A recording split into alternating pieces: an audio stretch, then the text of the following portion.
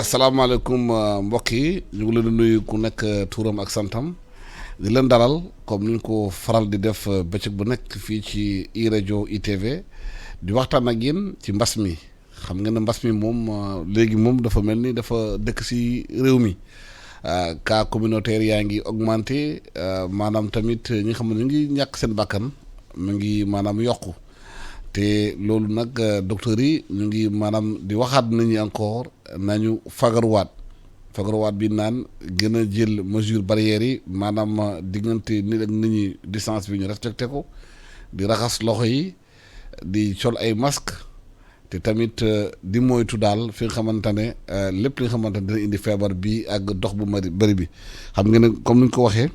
feebar bi virus bi day dox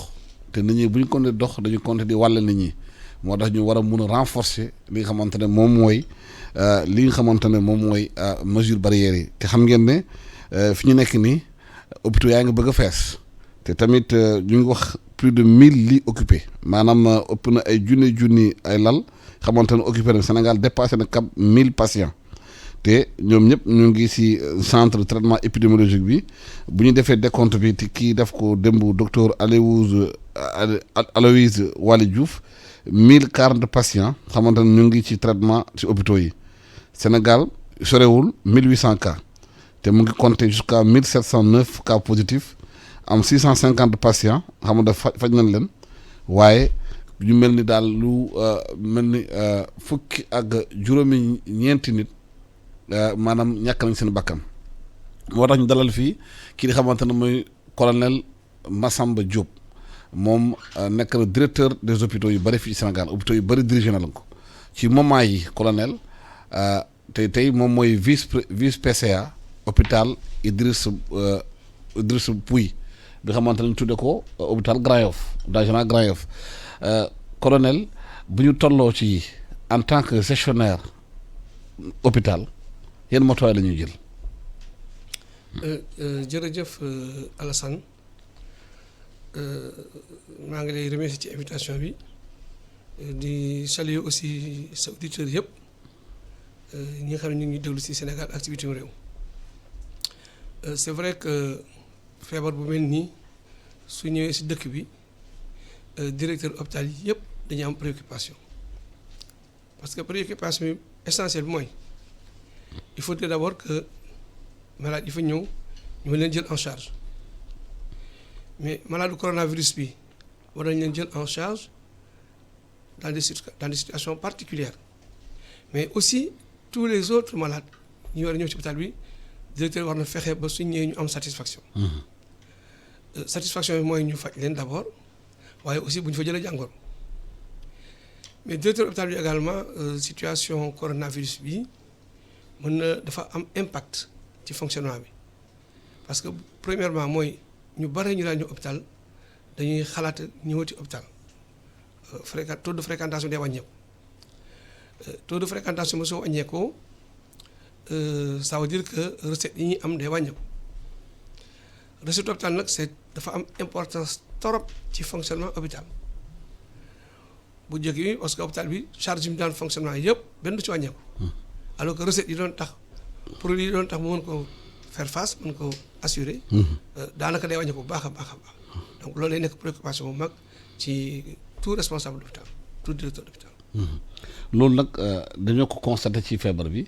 ñi nga xamante am na ñeneen feebar yi daanaka fréquenté tul hôpital bi ndax coronavirus bi dafa mel ni concentration bi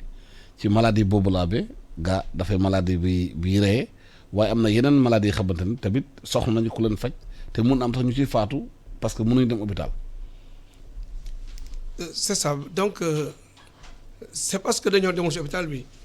mais du ñàkk personne leen di faj xam nga hôpital dafa nekk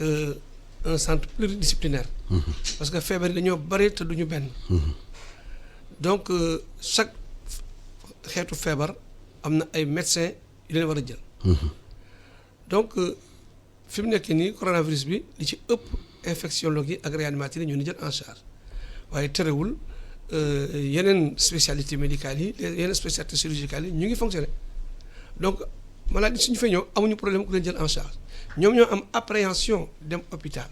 waaye ñàkkuñu ku leen mën a jël en charge dans les structures hospitalières te jël nañu matuwaay yëpp pour que le service public hospitalier puisse être assuré de manière continue donc sans interruption service public hospitalier yi ba tey mu ngi marché ni daan marché waaye nit ñi nag ñoom ñoo ñëwtul pour des raisons personnelles c'est surtout des appréhensions ne su ma fa ñëwee yàlla pour ñu ma wàll et cetera parce que gis nañu y a des personnes de santé yu am ay contamination y a des cas communautaires xamuñu ku dugg ku duggul te dañuy tase ñëpp parce que c'est un grand espace public. L'hôpital est un espace public où chacun a droit à y entrer loolu moo tax gars yi dem ay appréhension à mon avis. yooyu boobee est-ce que da ngeen jël matuwaay pour rassurer maanaam patients yi war a ñëw faju est-ce que boo amee médecins yi nekk foofu di faj tamit dañuy def suivi médicament médecins yi xamante ne xëy na ñu ngi seen kër. non à mon avis hôpital dina jël disposition spéciale parce que maladie am coronavirus fa ñu di jëlee en charge du bokk ak fi ñu jëlee en charge yeneen maladie donc sur ce plan là am na ay matuwaay yoo xam ne jël nañ ko médecins yi nga xam ne également y a des médecins et des infirmiers qui sont dédiés pour prendre en charge dans chaque hôpital les malades du coronavirus. Donc les autres services hospitaliers les autres services cliniques ñu ngi marché les consultations externes ñu ngi marché la prise en charge des urgences également est assurée dans toutes les disciplines urgence pédiatrique urgence gynéco-obstétricale urgence chirurgicale et cetera yooyu ñu ngi leen di assurer sans problème. Voilà mais xam nga ci feebar bi nee nañu dañu génne koppar yu bëri pour dugal ko ci xeex bi 1000 milliards est-ce que sentir ngeen ci hôpitaux yi maanaam déjà jël nañu matuwaay pour relever plateau technique yi. waaw man d'après information yi ma si dégg parce que nekkatuma directeur d'hôpital bien que maa ngi encore évolué dans la sphère hospitalière gis naa ne jël nañu ay matuwaay yu bëri am na yoo xam ne am na yu ñu gis ak yoo xam ne gisaguñ ko sur le plan investissement ak relèvement du plateau technique kooku moom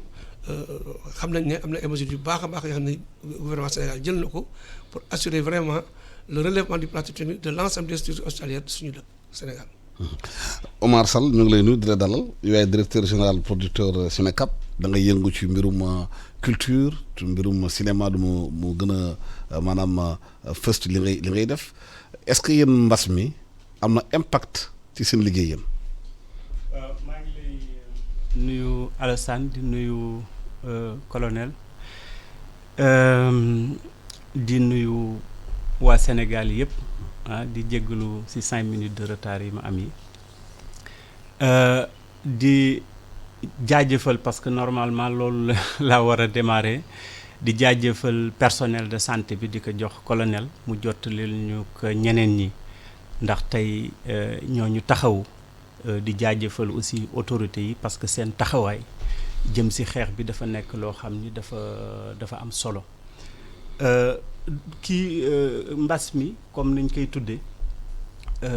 dafa nekk loo xam ni dafa laal secteur yëpp parce que tey dañu nekk ci li ñuy tuddee situation d'angoisse bi nga xam ni dafa mujj paralyser économie yëpp la paralyser àdduna bi yëpp kon du culture kese mais dafa laal na culture lu bari donc dafa ñu laal bu baax ndax secteur bi doxatul parce que li may wax ni Covid bi dañuy wax dañuy guerre ak benn ennemi invisible mais li ñu war a nangu mooy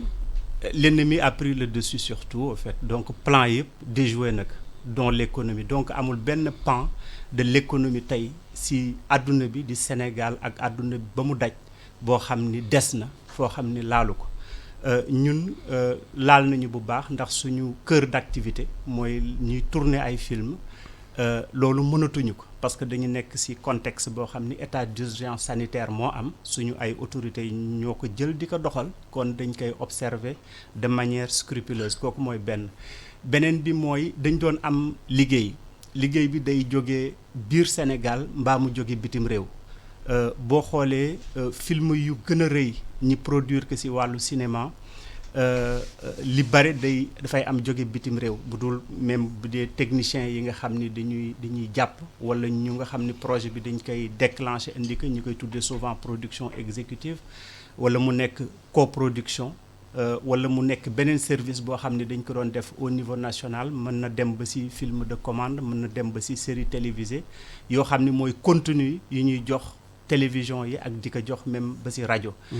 Donc loolu yëpp dafa nekk loo xam ni dafa taxaw na bu baax donc te dafa am société parce que boo xoolee configuration secteur bu ñu yor industrie la donc dafa am société de production yi dafa am état dafa am yeneen maillon yi nga xam ne ñoo nekk ci biir mu dem ci exploitant yi mooy saalu cinéma yi distribution bi dem ci emploi yi xëy parce que tey bu fekkee ni liggéey mënatul jóge bitim réew jaar suñuy société kon tey ñooñu doon am liggéey dootuñu ko am dañuy nekk ñoo xam ne dañuy nekk ci situation boobu angoisse bi may wax ba balaa ñi am solution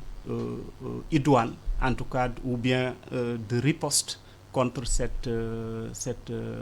pandémie donc loolu moom foog ñu yëg ni laal na secteur bi donc tey taxawaay moo war a am donc loolu ñoo ngi ciy gërëm suñu ministre parce que song na ko de manière vraiment proactive teg na problématique bi mooy jëkk nañu joxe ay questionnaire pour xam kenn ku nekk lan mooy sa jafe-jafe ci secteur bi loolu ubbi nañ ko ñoo ngi leen di jaajëfal ñoo ngi nekk di waxtaan ak ñoom ci loolu pour d'abord des mesures d'atténuation donc pour ñu dalal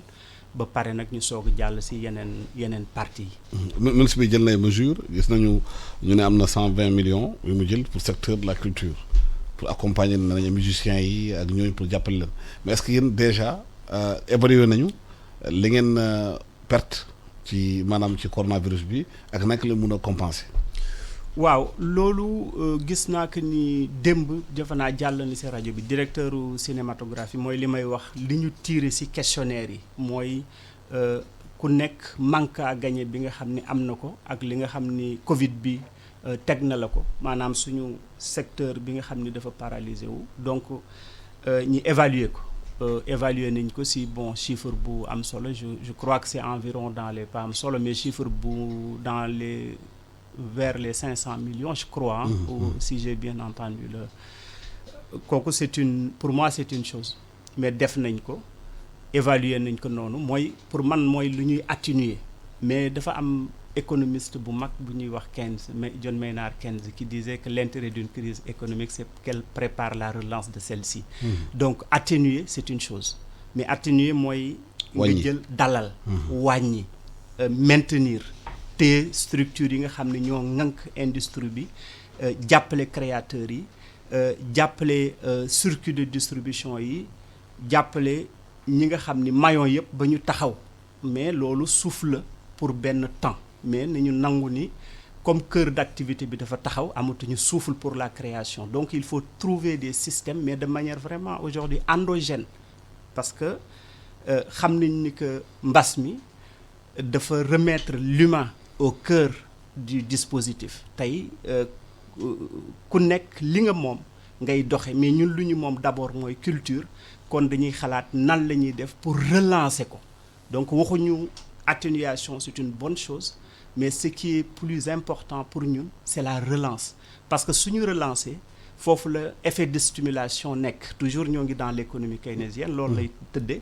mooy dañuy relancer créativité mooy trouver ay solutions pour commencer waat tourner bu ñu commencer waatee tourner jox liggéey ñëpp ñoo xam ni chaînon yi ñu ngi nekk dañu dépendre ci circuit bi pour ñu am liggéey déjà techniciens yi acteurs yi comédiens yi ñoom ñëpp ci loolu la ñu mën a trouver waat liggéey parce que nit ñi loolu la ñu soxla au fait après dañu bëgg liggéey dañu bëgg économie redémarrer waat mais de manière endogène loo xam ne ñoo koy téyel suñu bopp parce que ci foofu la ñu war a toll tey ndax man exemple là pour wan la ni la jamono yi ñu génn yëpp film yu mag yi ñu tourné Sénégal déséquilibre financement daf ciy am mooy maanaam Europe le 80% presque du financement jóge bu fa jógee day nekk loo xam ni daf ñu dul permettre parfois ñu gérer suñu question d'identité cinématographique et de souveraineté la série télé en fait une bonne chose parce que sénégalais yi dañ koy consommer bu baax donc miroir la suñu société mais il faut que ñu xool aussi mbas mi lan la ñuy jàngal mais lu mu ñuy jàngal mooy jëlaat lu ñu moom fexe ba nga xam ni le financement dañ koy déséquilibrer mais ñun tamit ñu am ay modèle économique yoo xam ni dañuy liggéey dans ce qu'on appelle le low cost mais parce que suñu main d'œuvre mayuñu ko loolu moo fi indi nit yi main d'œuvre bi nga xam ni dañ ko am kon tey war nañu mën a liggéey de manière et de donner une réponse structurelle ça veut dire dañuy tabaxaat benn écosystème boo xam ni dafay adapté wu par rapport ak ñun li nga xam ni moom mooy suñu gis-gis ak suñu xalaat tekk nag si ay choix de production yu am solo mooy genre cinématographe yëpp mais mu dépendre si répertoire national ak patrimoine culturel national répertoire bi parce que c'est quelque chose qui est cher à son excellence le président de la République patrimoine culturel bi c'est inépuisable lépp luy defar doomu aadama am nañ ko donc thématique yooyu war nañ ko mën teg ci table bi ak cahier de charge ak commande publique pour permettre ñu relancer wu. professeur poser des questions bu am importance ci mbirum li ñuy war a def mu war a jógee ci réew mi bañ ko jéegaane gis nañu hôpitaux yi li ngeen di liggéey lu bëri dañ koy importer maanaam bu jafe-jafe amee dina koy ressentir parce que matériel bi da nga koy xaar indi ko bitim réew bu duggal ko Sénégal est-ce que jotut fii ci Sénégal ñu créer embryon d'industrie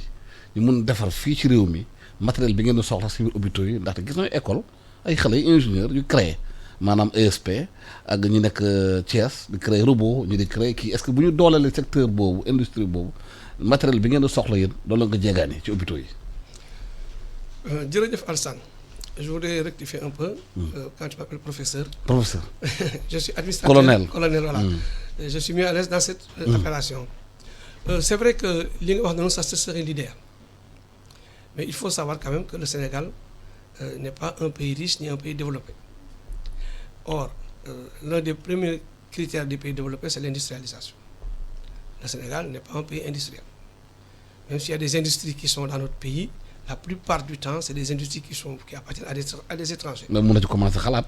waaw mën nañ ci xalaat dëgg la loolu nga wax c'est l'idéal. Am industrie pharmaceutique am industrie également sur le plan électrotechnique parce que y a pas seulement les médicaments qui prennent en charge le malade. parce que xam-xam bi am na ci réew mi xale yi ñu koy gestu am nañu maanaam ESP yi gis nañu li waa Thiès def robot créé ko gis nañu li waa Dakar def créé ko bu ñu dugalee koppar foofu investir ko foofu ak Covid bi ñu am nii dañuy xëy na encourager création industrielle création ay matériels hôpitaux comme ni ko Maroc di defee. dëgg la xam nga le premier problème ça a été tout le temps d'ailleurs un combat des pays du sud par rapport aux pays du nord loolu mooy li ñuy wax transfert de technologie le transfert de technologie maanaam jël xam-xamu sur le plan ci wàllu industrie daal ko jëlee dans les pays du nord indi ko ci dans les pays du sud boo seetloo baax sax pays du nord ça les arrange pas parce que pratiquement toutes les matières premières toute la richesse qui permet de yi nga xam ne mooy tax ñu mën a defar yi ngay wax noonu équipement yi nga wax noonu ça vient du Sénégal mu ngi jóge ci Afrique du sous-sol de l'Afrique bés bu Afrique maîtriser woon l'ensemble de la technologie de l'électronique et des industries yaakaar naa ne dootuñu soxlaati dara bitim réew te suñu soxla dara bitim réew dans le cadre des échanges internationaux daanaka pays européens ñoom ñooy def ce sera l'inverse ñoom ñooy dem ci suuf ñoom ñooy daanu donc Afrique dafa nekk pratiquement aujourd'hui mooy le plus grand marché sur le plan international de consommation loolu nag suñ ko amoon dinañ am avancée significative ndax sénégalais yi am nañu xarala bu mag a mag a mag ñi nga xam ne jot nañu dem dans les pays ci dëkk européens yi xam nañ ne sénégalais yi africains yi en règle générale écoles yi nekk yëpp toujours ci ñi jiitu la ñuy bokk ndax dañu ñu ëpp motivation ñu ëpp sawarte et puis dañu bëgg la ñuy def mais transfert de technologie bi mooy yeggseegul xëy na petit à petit ndànk-ndànk dina ñëw suñu duggee vraiment investir dans le domaine scientifique boo xoolee aussi suñu écoles yi pratiquement milité wuñu pour préparer la jeunesse à la technologie boo xoolee les résultats des séries de baccalauréat nga xool les séries scientifiques ak les séries littéraires le quota les séries littéraires font 10 fois plus les jeunes qui font dans les séries mathématiques les séries scientifiques les séries de la physique et de la chimie. Donc loolu tamit lu am importance la c'est une orientation une vision pour ñu mën a intéresser nit ñi jeunes yi les écoles de formation pour que ñu xale yi mën a dem vers la technologie. waaw mais xam nga sànq wax nga mbirum orientation maanaam transfert de technologie am na ñu bëri ñu xalaat nañu soo gisee chinois yi am li nga xamante ne moom mooy transfert de technologie ci appel d'offre yi la maanaam ci appel d'offre chinois yi dañ ci bind lu leer boo bëggee gagner marché suma réew transfert de technologie bi lii la bokk ki bind soo bëggee nga soumettre bëggul nga bàyyi moo tax ñu bëri bu ñuy def appel d'offre yi ci chinois yi nu ñu imposer sur le plan international da ciy bokk transfert de technologie est-ce que waruñu xoolaat ñun appel d'offre yi ñuy defi gars yi gagné marché milliard ñu inclure ci appel d'offre yi transfert de technologie bi xamante ne boo naree liggéey Sénégal da nga ñëw indi technologie bi fii parce que xaalis Sénégal lañ la jox. très bonne question xam nga chinois yi nga xam ne dañuy imposer ci seen transfert ci seen cahier de charge dans les conditions les clauses ci cahier de charge yi ñoom dañuy imposer transfert de technologie mais chinois yi en eux-mêmes suñu gagné marché dans un pays quelconque boo seetloo seen système de travail chinois du def transfert de technologie je ne sais pas si vous bàyyi ngeen si xel wala déet mais chinois yi suñu lay liggéeyal ñu gagné ay chantier ci sa dëkk du ñu def transfert de technologie jaral na leen suñuy liggéey ñu liggéey de minuit à 6 heures du matin pour que doo xam nu ñuy liggéeyee donc loolu aussi genre protectionnisme la daal ci dëkk tubaab yi ak ñoom ñëpp mais de plus en plus ñu ngi def tendance à ce que on fait le transfert de compétences aujourd'hui pratiquement la plupart des cahiers de charges yi ñu def fii Sénégal yoo xam ne dafa nécessiter l'emploi d'une main d'œuvre technique dañ ciy exiger dans les clauses le transfert de compétences. waaw loolu am na ci waxtaan bi transfert de technologie bi la am solo le match appel d'offres yi parce que là c'est exigence chinoise gis nañu ay yenn pays africains ont réussi à créer quand même une industrie entre guillemets cinématographique soo demee Maroc aujourd'hui am nañu benn industrie cinématographique même si c'est embryonnaire am da ci tourne ay film foofu dafa yu bëri tey ñu imposer xëy na ñoom marocains yi ci biir film yi ñoom seeni quota culturel parce que xeex bi tamit fa la nekk est-ce que Sénégal am na motuwaay mun a def loolu tamit ñu mën a tourner ay film fii yu bëri comme ni nga ko waxee sànq ñu wàññi maanaam apport extérieur bi ci budget yi Sénégal a gën a dugal xaalis ci la parce que cinéma bi xeex bi foofu la am na solo lool parce que imaginaire bi la boo ñu xoolee États-Unis am tey doole ci àdduna du affaire u armée du leneen waaye ci cinéma am ci télévision mi ci communication bi la jaaree naka la ñu mën a xeexee foofu parce que mbas mi war naa mën a xëy na yéen ñi ci loolu. waaw li nga wax dafa nekk loo xam ni dafa am solo parce que Hollywood day contribuer je crois 11% ci PIB américain boo jëlee dëkk yu mel ne Maroc dañu jël également seen li may wax question de souveraineté nationale mooy fexe ba nga xam ni seen cinéma dañ koy financer majoritairement boo ñëwee di tourner film da ngay dafa am texte yoo xam ni mu nga fa tu es obligé de les respecter même France boo jëlee Maroc France et cetera dafa am seen centre national de la cinématographie dañu mënoo tourner d'abord te jëlaloo attaché société de production parce que société boobu moom mooy jouer rôle interface entre yow ak techniciens yi nga xam ne ñoo nekk dëkk bi donc loolu am na Maroc mais damay fàttali ni Sénégal aussi c'est un beau pays parce que y a des textes yi am na fii am na fi boo jëlee mais dañ ko régir si li ñuy tuddee accord de coproduction yi soo jëlee entre Sénégal ak France je pense que c'est en juillet 1992 des accords de coproduction ont été signés entre la France et le Sénégal mais ces accords aussi prévoient des quotas c'est-à-dire booy tourner am na nombre de techniciens titulaires yoo xam ni obligatoirement même si le financement vient majoritairement de la France da nga ko war respecter dans le pays donc loolu am na fi ñun on a pu l'expérimenter mais am na ñeneen ñoo xam ne je crois aussi ñu ngi koy expérimenter mais am na fi beneen fi problème nekk dëgg-dëgg c'est quand nous posons ce qu'on appelle la coproduction donc effectivement il faut respecter les quotas etc il faut respecter plein de choses mais le problème c'est le financement c'est comme li may tuddee société boo amee 20% de part bu ñuy seddale bénéfice mais mën loo weesu 20% de part sa baat mënta weesu 20% parce que mënuloo dominer débat yi ndax sa financement noonu la toll donc ñun dañuy gërëm président parce que bi ñu amee bis cinéma sénégalais amee ndam FESPACO 2013 dafa jëloon si la doté woon fonds wu cinéma bi mais bi mu ko doté li ma jëkk a wax mooy lii de fonds de souveraineté la pour ñun parce que dafa ñuy permettre tey ñu mën a indi dara parce que avant amul dama produire film tey bi gagné étalon bi maanaam Sénégal investirul ci film bi dugalul ci dara li ñu ci dugal ci société bi ma yor la jaar donc moo ñu may 20% ñi amoon ko ci film bi mu may ñu aussi bon c'est des techniques dans la négociation ñu jël bannière sénégalaise c'est-à-dire financement bi moo gën a néew mais ci négociation yi réussir nañu ba film bi di répondre 100% ci bannière sénégalaise moo ñu dal ci film Mati aussi ñu répondre mais nekkul loo xam ni financement bu ñu indi moo ñu ko may kon tey loolu pour nga mën ko doxal il faut que ñu li président def doté 2013 ñu gagné-waat 2017 Berlin dem Oscar mu doté waat cinéma ñaari milliards donc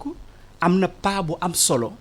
mais pas boobu boo xoolee dafa nekk en conformité moi ce que je vois ci PSE muy suñu cadre de référence en matière de politique de développement économique et social fu nga xam ni dafa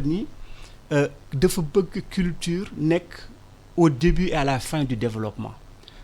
loolu daf koy symboliser. mais koppar yi ci dugal doyut. voilà maintenant pour ñu am doole. loolu du dara. pour ñu am doole cinéma voilà pour ñu cinéma dafa nekk art bu cher. mais mën na nekk li mu dugal 2 milliards mën na yokk mais li ma bëgg xamle mooy cinéma mënul dox ci subvention c'est ça qui n'est pas viable. tey boo jëlee pays yu mag yi nga xam ne ñu ngi bitim réew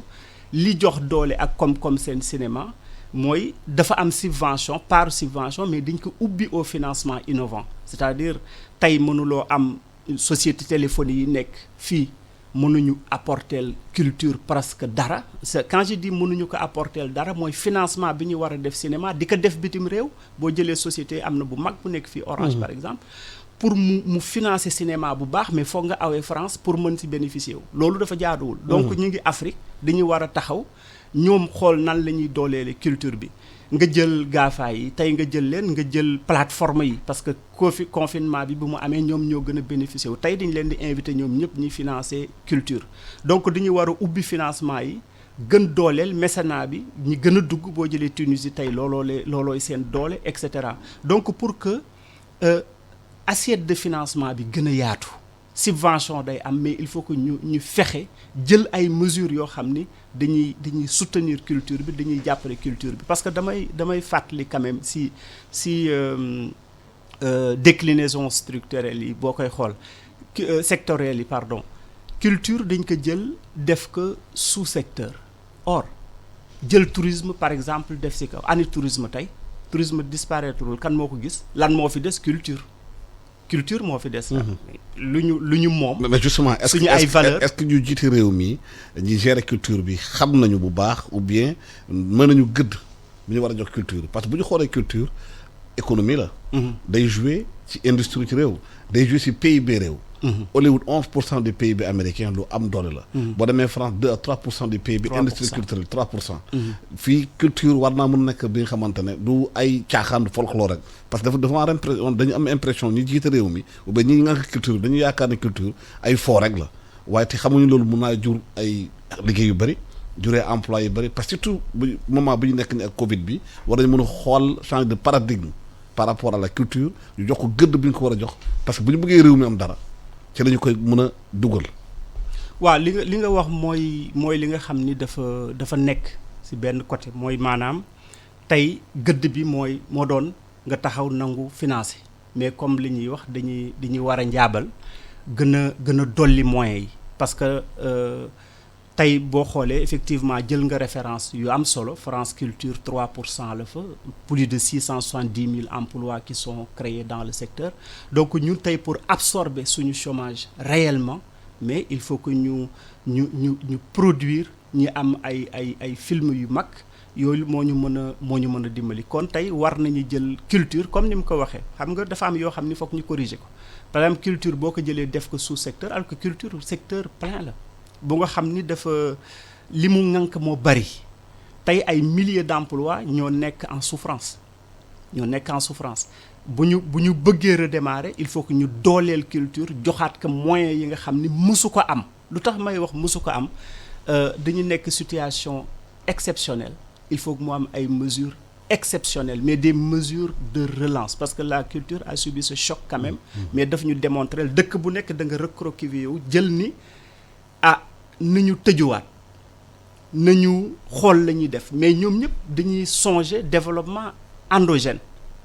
dañuy ubbeeku bien sûr parce que je pense que culture bi toujours message de l'universalité bi mooy li nga xam ne ñun moom la ñu moom muy suñuy valeur positive tey boo jëlee Afrique lu mel ne solidarité je pense que moo ñu dimbali ci xeex moo ñu dimbali ci li nga xam ne dañ koy def moo ñu dimbali aussi ci gérer suñuy entourage suñuy mag et cetera valeur yooyu xëy na jëggaane wuñ ko dañ ko moom mais am na yeneen yoo xam ni culture moo ñu mën a dimbali pour ñu refléter que ni mu jàppale ni xeex bi parce que damay fàttali ni boo jëlee cinéma audiovisuel tey lépp loo xam ni c'est visible ci combat bi ñoom ñoo ko porté bi ñu bëggee amorcer xeex bi aussi président dafa dalal ce qu'on appelle les communicateurs traditionnels dañu jël nitu aada yi nitu cosaan yi def leen ci xeex bi parce que ñoom ñooy relais ak penc mi ñoom ñoo xam penc mi kon pour loolu yëpp nag ñi gën ko matérialiser il faut que culture ñu jox ko doole bi nga xam ni moom la war a am nañu naam mais dañuy gën a ñaan di gën a wax ñi bàyyi ko xel parce que buñ ko damay wax en général je l'avais dit au Burkina Faso dama ni président njiit bu nga xam ni nanguwuloo jël sa culture jox ko solo jox ko gëdd da nga trahir sa peuple parce que mënuloo développer en dehors de ta culture mënuloo nekk en dehors li nga nekk mënul du loolu ngay gisee sa bopp tey loo mënoon am yóbbu ko bitim réew amul njëriñ li nga mën a am ñi gis ko ñi xam ko nga échanger ko mais fi nga dëkk la mën a nekk parce que Covid daf ñu delloo c'est ce qu'on appelle tout ce qui est essentiel li nga xam ni moom moo am solo muy éducation muy santé muy mbay dañuy wax souvent l'Albanie par exemple dañuy ils font l'agriculture à traction animale ñoom crise bi laalu leen mais sama mbokk waalo yi boo leen dollee tuuti aussi ñi dem seen yoon parce que dañuy bay di napp ci dex bi di def loo xam ni moom la ñu war a nekk mais loolu lépp seen culture la mais en tout cas ci wàllu cinéma taxawaay bi ñu war a am il faut que culture jël doole parce que prévoir nañ ko li may wax ni c'est prévu dans les textes tey boo demoon ci lettre sectorielle ministère bi dañ lay wan ni la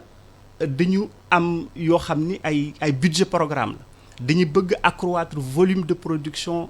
culturelle bi dañu bëgg massifier créateurs yi dans les trucs de formation et cetera mais loolu yëpp am na nañu ko mettre en exécution mais pour nga mettre ko en exécution il faut nga jox moyen culture bi mu war a am tey xeex li nga war a xeex muy surtout éradiquer chômage bi nga xam ni dafa am ci secteur bi te du nekkul lu ndaw lu am solo la parce que c'est des milliers de personnes qui ne retrouvent plus de travail. Professeur colonel ci biir affaire culture bi dafa yaatu culture mooy nu ñuy dundee ak ñun ak yëpp même si dafay law ba ci gestion hôpital parce que nit ki li ngay jàng rek li nga namp ngay yóbbu fenn di ko appliquer ba dañoo gis mode de gestion bu ñuy gérer suñu hôpitaux yi dañ koy calquer lu jógee bitim réew est-ce que yaakaaroon ne culture bi bu ñu ko doolelee tey même dans la façon de gérer les hôpitaux dañuy mën a duggal ñun suñu aada ak cosaan ñu ngi koy dundee. jërëjëf Alassane. nag genre management culturel des hôpitaux. alors management culturel est-ce que dans nos traditions on avait une culture de manager ndax amoon nañu culture de manager certes oui puisque manager. bu ko gëstoo war naa mun am. bu ko gëstoo war na mun am. waaw bu ñu gëstoo war na mun am mais ça veut dire quoi xam nga booy manager en règle générale mooy da ngay jéem a associé yoo xam ne dañu xaw a jafe ngay jéem a fexe ba ñu àndandoo demandoo. loolu bu dee loolu la effectivement gestion bi mën nga am gestion boo xam ne da ngay diisoo lu am solo la parce que moo gën gestion solitaire parce que mag ñi ci suñu aada suñu culture bala ñu daan jël benn décision dañ daan waxtaan ci seen biir kilifa gi buur bi wala ku mën doon daan oti ci pénc mi ñu toog waxtaanee dara ba d'accord ci daal soog a dem bon xëy na du fonctionner noonu ci hôpital mais ci hôpital bi léegi nii am na ay cadre de concertation yoo xam ne yi bu fekkente ne da nga war a jël une décision importante majeure ci dundu hôpital bi il faut nga waxtaan ak ñoom. waxtaan ak ñoom mooy d'abord acteurs yi nga xam ne ñooy liggéey ci hôpital bi médecins yi am nañu cadre de concertation bu ñu tuddee commission médicale d'établissement techniciens yi am nañu cadre de concertation boo xam ne président directeur moo ko jiite bu ñu woowee comité technique d'établissement ñooñu kenn ku nekk am nga xam-xam de manière différente et complémentaire ci ni ñuy yore hôpital bi su ko defee dina tax sax parce que management lan lay jëriñ mooy boo jëlee décision kenn du am contestation du am werante su fekkente ne balaa ngay jël benn décision diisoo nga ak ñi nga war a diisoo ñëpp ba ñu d'accord ci dara soo ko jëlee du am benn wax par contre bu fekkee da nga yaakaar ne yow yaay directeur bi yaa ëpp ñëpp xam-xam mën nga sa def loolu neex parce que yow la ñu dénk hôpital bi saa yow doxalee noonu doo jóg ci coono ak ci coow donc culture diisoo boobu rek te kooku suñu aada la dugg na ci biir hôpital bi ci biir paj gi aussi xam nga occidental te mu jafe day ñëw jox la mara say garab rek jox la ne la nii nga jël mais ci wàllu faj bi sax di nga dem ba malade bi dafay am lu mel ni lien affectif maanaam yërmande. waaw parce que yërmande aussi ci suñu culture la bokk bien que ni ñu koy jëm a jàngal nit ñi di wax ñu def li ñuy wax empathie mooy nga gis malade pour nga mën a comprendre vraiment li muy dund day mel ni yow da ngay sumeeku sa biir yaram yokk nga génn sa yàpp bopp dugg si yaramam. pour que nga mën a comprendre à peu près li muy dund loolu yërmande la tudd yërmande boobu tamit ci suñu aada la bokk parce que loolu bokk na ci nga xam ne dafay dalal xelu malade bi am na aussi beneen aspect culturel parce que kooku ci surtout ci mag ñi fii ci dëkku tubaab yi seen papa wala seen yaay wala seen maam su dee ba romb juróom-ñaar fukki at dootuñu am temps di ko toppatoo parce que ñoom dañuy dund ci daw rek du ñu am temps toppatoo ko dañu koy dénkaane sax si àll bi dans des centres yoo xam ne yi pour les personnes âgées pour mag ñi ñu leen di ko surveiller di leen dundalal di leen fajal ñoom ñuy fay. loolu africain xalaatu ko parce que say waajur dafa nekk ci yow lu am solo parce que xam nga ne ñii say waajur la boo nekkee ñoom ñoo tax ba tax na en règle générale say waajur wala sa borom kër wala sa jabar wala sa doom suñu entré hôpital da ngay def tout pour nekk ak ñoom loolu tamit ci suñu aada suñu cosaan la jógee mooy le fait que nga koy accompagner dans ces moments difficiles ou bien dans ces vieux jours à la fin de sa vie nga koy accompagner di ko témoigner affection di ko dimbali aussi di ko aider sur le plan même mouvement déplacement nga di ko tette di ko yóbbu ci wanag bi di ko sang yooyu genre nursing la boo xam ne bii parfois da ngay préférer sa doom defal la ko que même un infirmier defal la ko parce que simplement il y a un côté affectif très très très fort intime et approche culturelle aussi parce que yenn saa yi aussi bien que médecins yi ñu ngi lay faj ak yooyu yenn saa yi bul sëriñ bi yónnee la ñaan waxuma la sax looy naan wala looy diwoo mais looy takk rek dina dalal sa xel donc dans la prise en charge du malade il y a am na aspect wu culturel très important et qui a un impact fort sur le malade. mais foofu laa bëggoon wax par exemple ci paj mi concept nañu fii ci réew mi ci suñu réew Afrique yi am nañu ay gàncax yuy faj ñuy wax médecine traditionnelle waaye dañu gis xëy na si paj mi si hôpitaux yi xëy na duñu jël loolu souvent di ko mettre en avant même bu fekkee ne dañu war a xoolaat médecine traditionnelle bi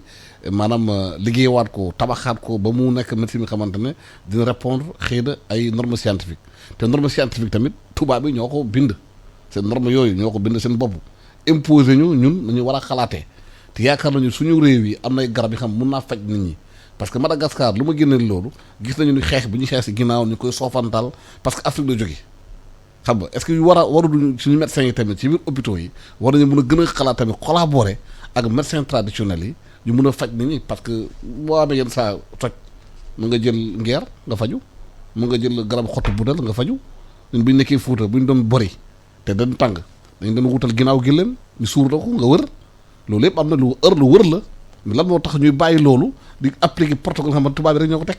waaw jërëjëf Alassane loolu nag lu am solo la xam nga le médicament tout médicament est à la fois aussi un poison médicament boo gis mën na nekk poison. c'est la dose qui fait le poison. donc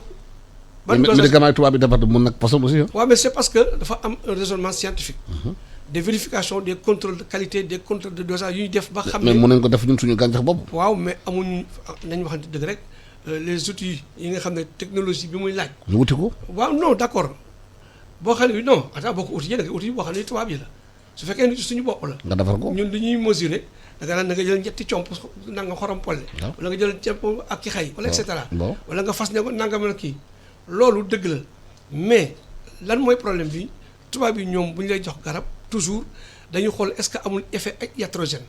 est-ce que amul effet indésirable est-ce que amul yeneen conséquences ci leneen parce que mën nga jël garab mu faj la fekk mu yàq sa rein nga jël garab mu faj la fekk mu yàq sa foie nga jël garab mu faj la fekk mu lay créer ulcère loolu tubaab yi ñu koy calculer ñun nag duñu calculer loolu nañu wax ne dëgg rek te yàlla tax ñun dañuy jël ne sunguf yi baax na ñu koy jëfandikoo gis naa benn suma ku ma jege ku ma sa ñëw rek jël benn kuddu sunguf bu ñu xam ne benn guérisseur ma ko jox moo amoon telle pathologie bi mu ko jëlee ci saa si benn kuddu la jël mu commencé di nàcc partout xamuñu lan mooy ban substance moo nekk ci sunguf boobu il a fallu que ñu yóbbu ko rapidement urgence dafa mujj sax dem néphrologie parce que dafa commencé woon attaque rénale donc loolu lu jar a vérifier la moo tax santé également li nga wax nii État du Sénégal jël ko en compte boo demee au ministère de la santé am na une division qui s'occupe exclusivement de la médecine traditionnelle. waaw mais dafa mën liggéeyul de. ah déet yow est-ce que évalué ah ko gisuñu waaw mais yow loo gis parce que yaa ngi si rajo mais ñoom xam naa ne ñu ngi def ay travail de recherche. ci paj mi da nga ko dugal ci paj mi. waaw bon pour l'instant non boo demee centre Malamgo par exemple centre Malamgo dañuy faj ay nit avec la médecine traditionnelle ak am na ay médecins scientifiques yu fa nekk. am na ay pharmaciens yu def phytothérapie nga xam ne dañuy xool gàncax yi ak garab yi pour xam yan produits ñoo si nag yan substance am na médecin bu ko wax démb rek xam nga bari ki démb dégg naa ko suivre naa ko dans les médias moo xam ne en plus de l'artésimine am na yeneen substance yu ñu ci boole xëy na waxul yan la pour protéger l'information mais ñu ngi koy jëfandikoo loolu je pense que tamit am na solo trop pour ñu xam ko et puis encore à d'autres secteurs de la santé par exemple la santé mentale. La santé mentale, ça fait partie également des pathologies dont souffrent les Sénégalais. Mais boo seetloo hôpital Fann temps yi fii tubaab yi nekkee dañ daan def régulièrement ay ndëpp parce que gisoon nañ ne ndëpp bi c'est une forme d'extérioriser la maladie. C'est une forme un peu pour que nga def la en transe pour que nga catalyser feebar bi et dañ ko doon def ay ndëpp wala ñuy def ay séances de thérapie traditionnelle yoo xam ne yi dafa doon am ay résultats concrets physiquement sur le malade. Donc ñu ngi associé aussi médecine traditionnelle peut-être pas comme ni nga ko bëggee di ko def ordonnance ne demal jënd nangam ak nangam quoique dans beaucoup de pharmacies aujourd'hui di nga fa gis ay sachets phytothérapie ay plantes yu ñu def wax ne lii lay faj ak lii lay faj ak lii lay faj. maa leen di fàttali ñu ngi suivre seen matinale spéciale ci iRadio ITV ñu ngi dalal professeur ñu ngi dalal Massamba Diop nekkoon directeur hôpital yu bëri nekk léegi PCA hôpital Grand Yoff mooy Idrissa Pouye ak Oumar Sall nekk tamit président directeur général Cinecap ci mbirum culture lay yëngu lan la cinéma mën a jouer justement ci loolu ci bi nga xamante ne mooy mbirum mentalité yi ñu woon rek bitim réew daal lu fa jógee baax na suñu réew yi lu fi jógee dara baaxuti nañ ko sandi te ñu am benn industrie culturelle mondiale bi nekk ci ginnaaw loolu di ko martelé même Covid bi amee léegi gis nañu rôle média yi ñu joué ci loolu. Covid bi gaa xëy na rey na ay nit waaye bu ñu xoolee paludisme lu mu rey Afrique ak lu mu rey suñu réew mu ëpp foofu la Covid bi di rey waaye Covid bi dafa mel nag mu dafa démocratique day laal ñëpp day laal président yi laal ñëpp loolu moo tax ñu am benn euphorie mondiale ci loolu lan la cinéma mën a joué ci loolu en Afrique pour montrer que Afrique am na di fi nekk di mën a faj. di mën a jouer di mën a am impact ci na mën changement de paradigme et de mentalité. waaw loolu dafa question bu am solo la parce que dafa nekk dafa ànd ak li nga posé colonel li nga ko laaj léegi li may wax ci culture mooy dafa nekk d'abord loo xam ni kenn mënu ko critiquer mooy c'est comme les maternelles ont la tête kenn mënu ko critiquer da nga koy nàmp nit nag li nga nàmp moom nga doon te pour nga gis sa bopp il faut que nga gis sa image c'est-à-dire damay wax ni boo xëyee pour nga bëgg sa bopp da ngay xool seetu bi nga bëgg sa bopp mbaa nga bañ sa bopp. Afrique dafa nekk continent boo xam ni dañu yàgg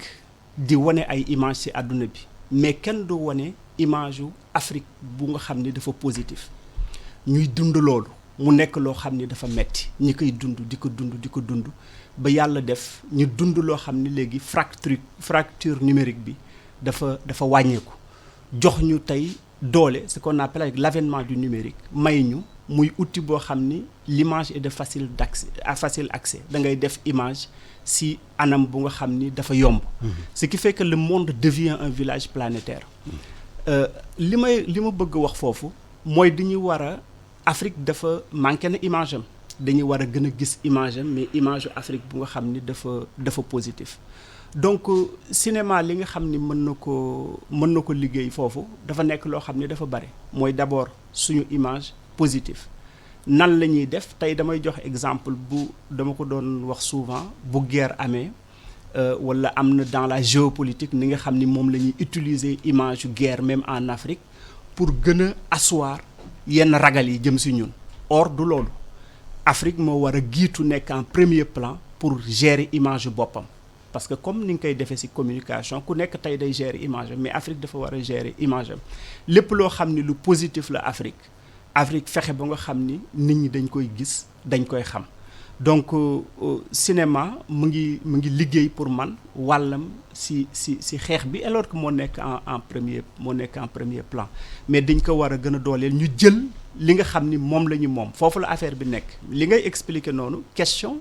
de l'imaginaire extraverti la mooy li mu lay expliquer le problème ne peut pas se résoudre de manière exogène mais de manière endogène c'est-à-dire mënuñu nangu suñu image ñu confisquer ko dama lay wax pareil li may wax di ko woote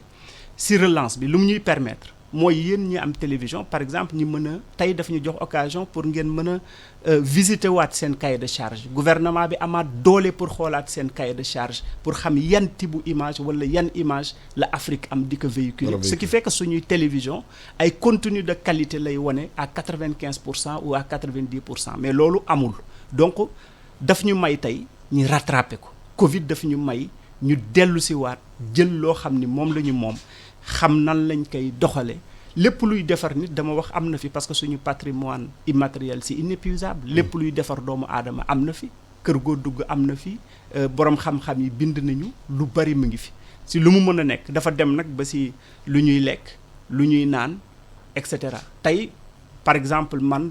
waalo laa dëkk dañuy bay ceeb suñu culture moo doon lekk ceebu waalo du ceeb boo xam ne dañ ko importer mais am na noo xam ni Covid normalement mi ngi jàngale déglu naa Saliou Sarr yàggul fii si yow nu ñu déggee loolu Covid mu ngi ñuy jàngale loo xam ni si pan wu culture bu ne mën nañ fa gën a dooleel suñu bopp. mais am na constat bu ñu def par exemple mbas bi bu mu ñëwee Chine. Chinois yi produire nañu ay film déjà ci mbas mi. oui premier film bi mooy quarantaine bi naka la déroulé wu. deuxième film bi confinement bi. troisième film bi déconfinement bi naka la ñu tasaare ko ci àdduna bi ni ñuy gis naka lay Chinois yi gérer seen crise te gis nañu ci monde bi bu crise bi amee ñu bëri ñu ngi doon xalaat Afrique dina am hécatombe dina may dee ñu bëri ñoom waa Guterres wax ko waa OMS wax ko tubaab bi xalaat na fii dañuy dee comme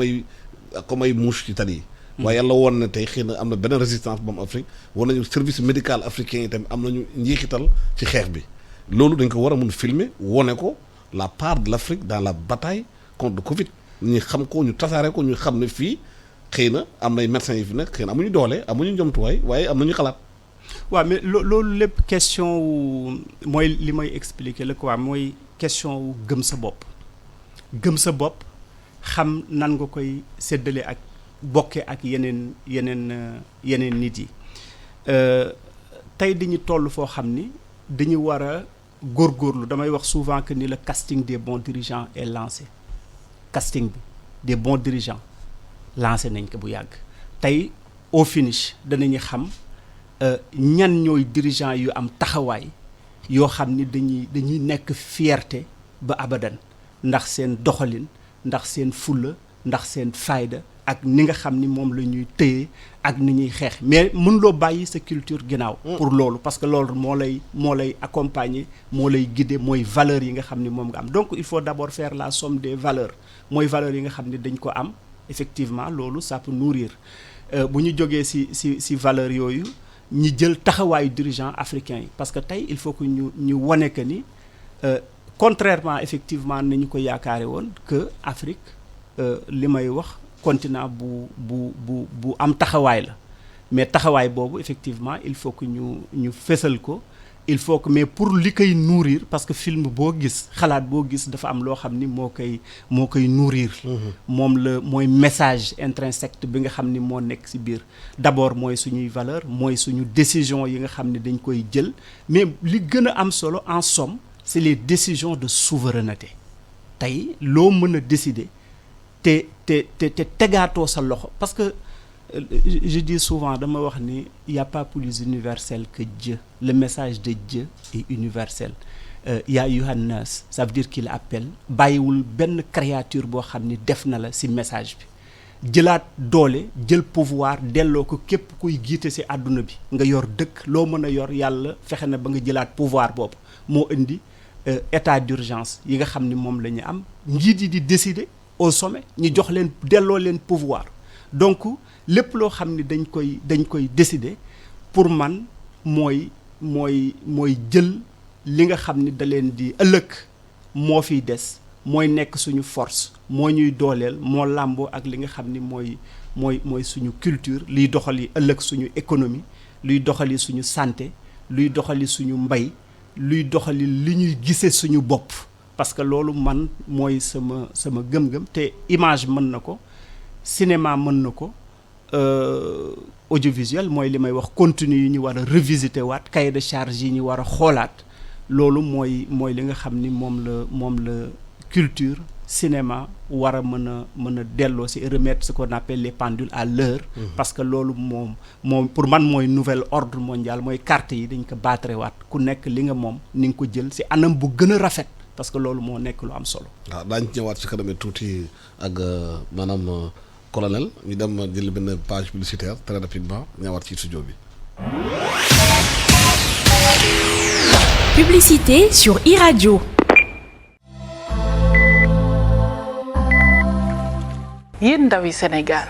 suñu réew tey la gën a soxla ay ndawam ngir xeex jàngoro ji ñuy wax coronavirus ba tax na ginnaaw bi ñu leen gërëmee bu baax sant leen ci seen taxawaay ngir faagaagal jàngoro ji dañu ñëwaat tey ngir gën leen a ñaax pour ñu gën a dëgëral taxawaay bi ngir jëlee fi jàngoro jii di ñu wax coronavirus njëkkee ko ci digle yi nga xamante ne kër docteur digle na ko waaye lépp ñu def ko ci yar ak teggin ndax nag coronavirus kat bàyyiwul mag bàyyiwul ndaw nañu respecté waxtu yi nga xamante ne ni moom nañu indi ngir couvre-feu bi respecté solu masque bi waaye itam gàttal suñu tànk ndax bu ñu bëggee dakkal xuus gi nga xamante ni jàngoro bi mu ngi koy xuus bu baax ci askan bi dañoo war a gàttal suñu tànk gàttal suñu dem ak dikk ndax nag jàngoroy coronavirus ñun ñoo ko mën a xeexal suñu bopp ndax ñun ñoo ëpp ci askan bi ñun ndaw ñi ñu ngi leen di ñaan ñu respecté li nga xamante ne ni moom la fi autorité yi teg pour faagaagal jàngoro ji ñuy wax coronavirus moo tax ñu ngi leen di ñaan ñu boole xel yi boole xalaat yi ngir faagaagal jàngoroy coronavirus fii ci suñu réew di Sénégal. corona bi na fi yem sama wareef mooy dog buumu corona bi.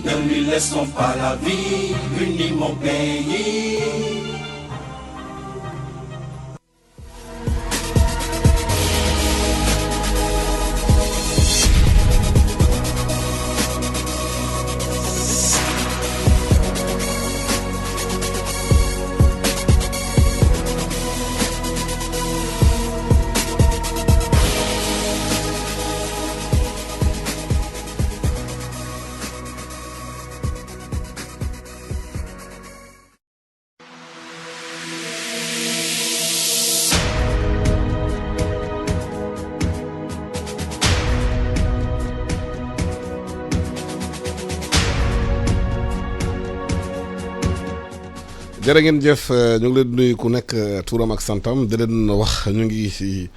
maanaam spécial matinal iRadio ITV synchronisé ñu ngi dalal Omar Sall xamante ne mooy président directeur général Cinecap ci mbirum cinéma la yëngu mbirum culture di dalal tamit Massamba Diop colonel moom nekkoon directeur hôpitaux yu bëri fii ci Sénégal léegi mooy vice président de conseil d'administration maanaam hôpital Idrissa Pouye bu CTO tudde ko hôpital Grand Yoff ñu dem ci banlieue bi fekk fa suñu naataango bu dal jàkk bu dal ñu ngi lay nuyu. maa ngi lay fay Alassane. waaw bu daal dañ la bëggoon xam nekk toog foofu ci plateau bi. waaw ci banlieue bi ci mbirum mbas mi est-ce que yaakaar nga ne ci quartier yi am na ay séance bu ñuy def ay maanaam cinéma yu ndaw maanaam théâtre yu ndaw pour sensibiliser population bi ci feebar bi xamante ne am na ci réew mi est-ce que association de quartier yi am nañu volet boobu bu ñu xamante ne volet sensibilisation bi xam nga mbirum théâtre ak mbirum maanaam séance de ay film yu ndaw ak yooyu ci quartier bi mun a jouer lu bari ci sensibilisation bi. Alassane fii nii ci banlieue bi loolu moom wax dëgg yàlla nemmeekuñ ko lépp lu jëm ci wàllum culture moom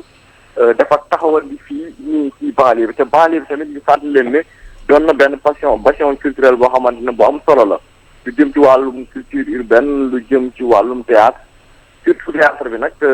doon na fii loo xamante ne lu ñu doon gis la lu am solo la waaye ba mbax mi tàmbaleeg léegi gisuñu benn activité jëm ci wàllu boobu activité boo xamante ne sax ñu sensibiliser population bi surtout ci lu jëm ci mbas mi côté boobu moom nemmeekuwuñ ko xamuñu nag lan moo waral loolu peut-être tamit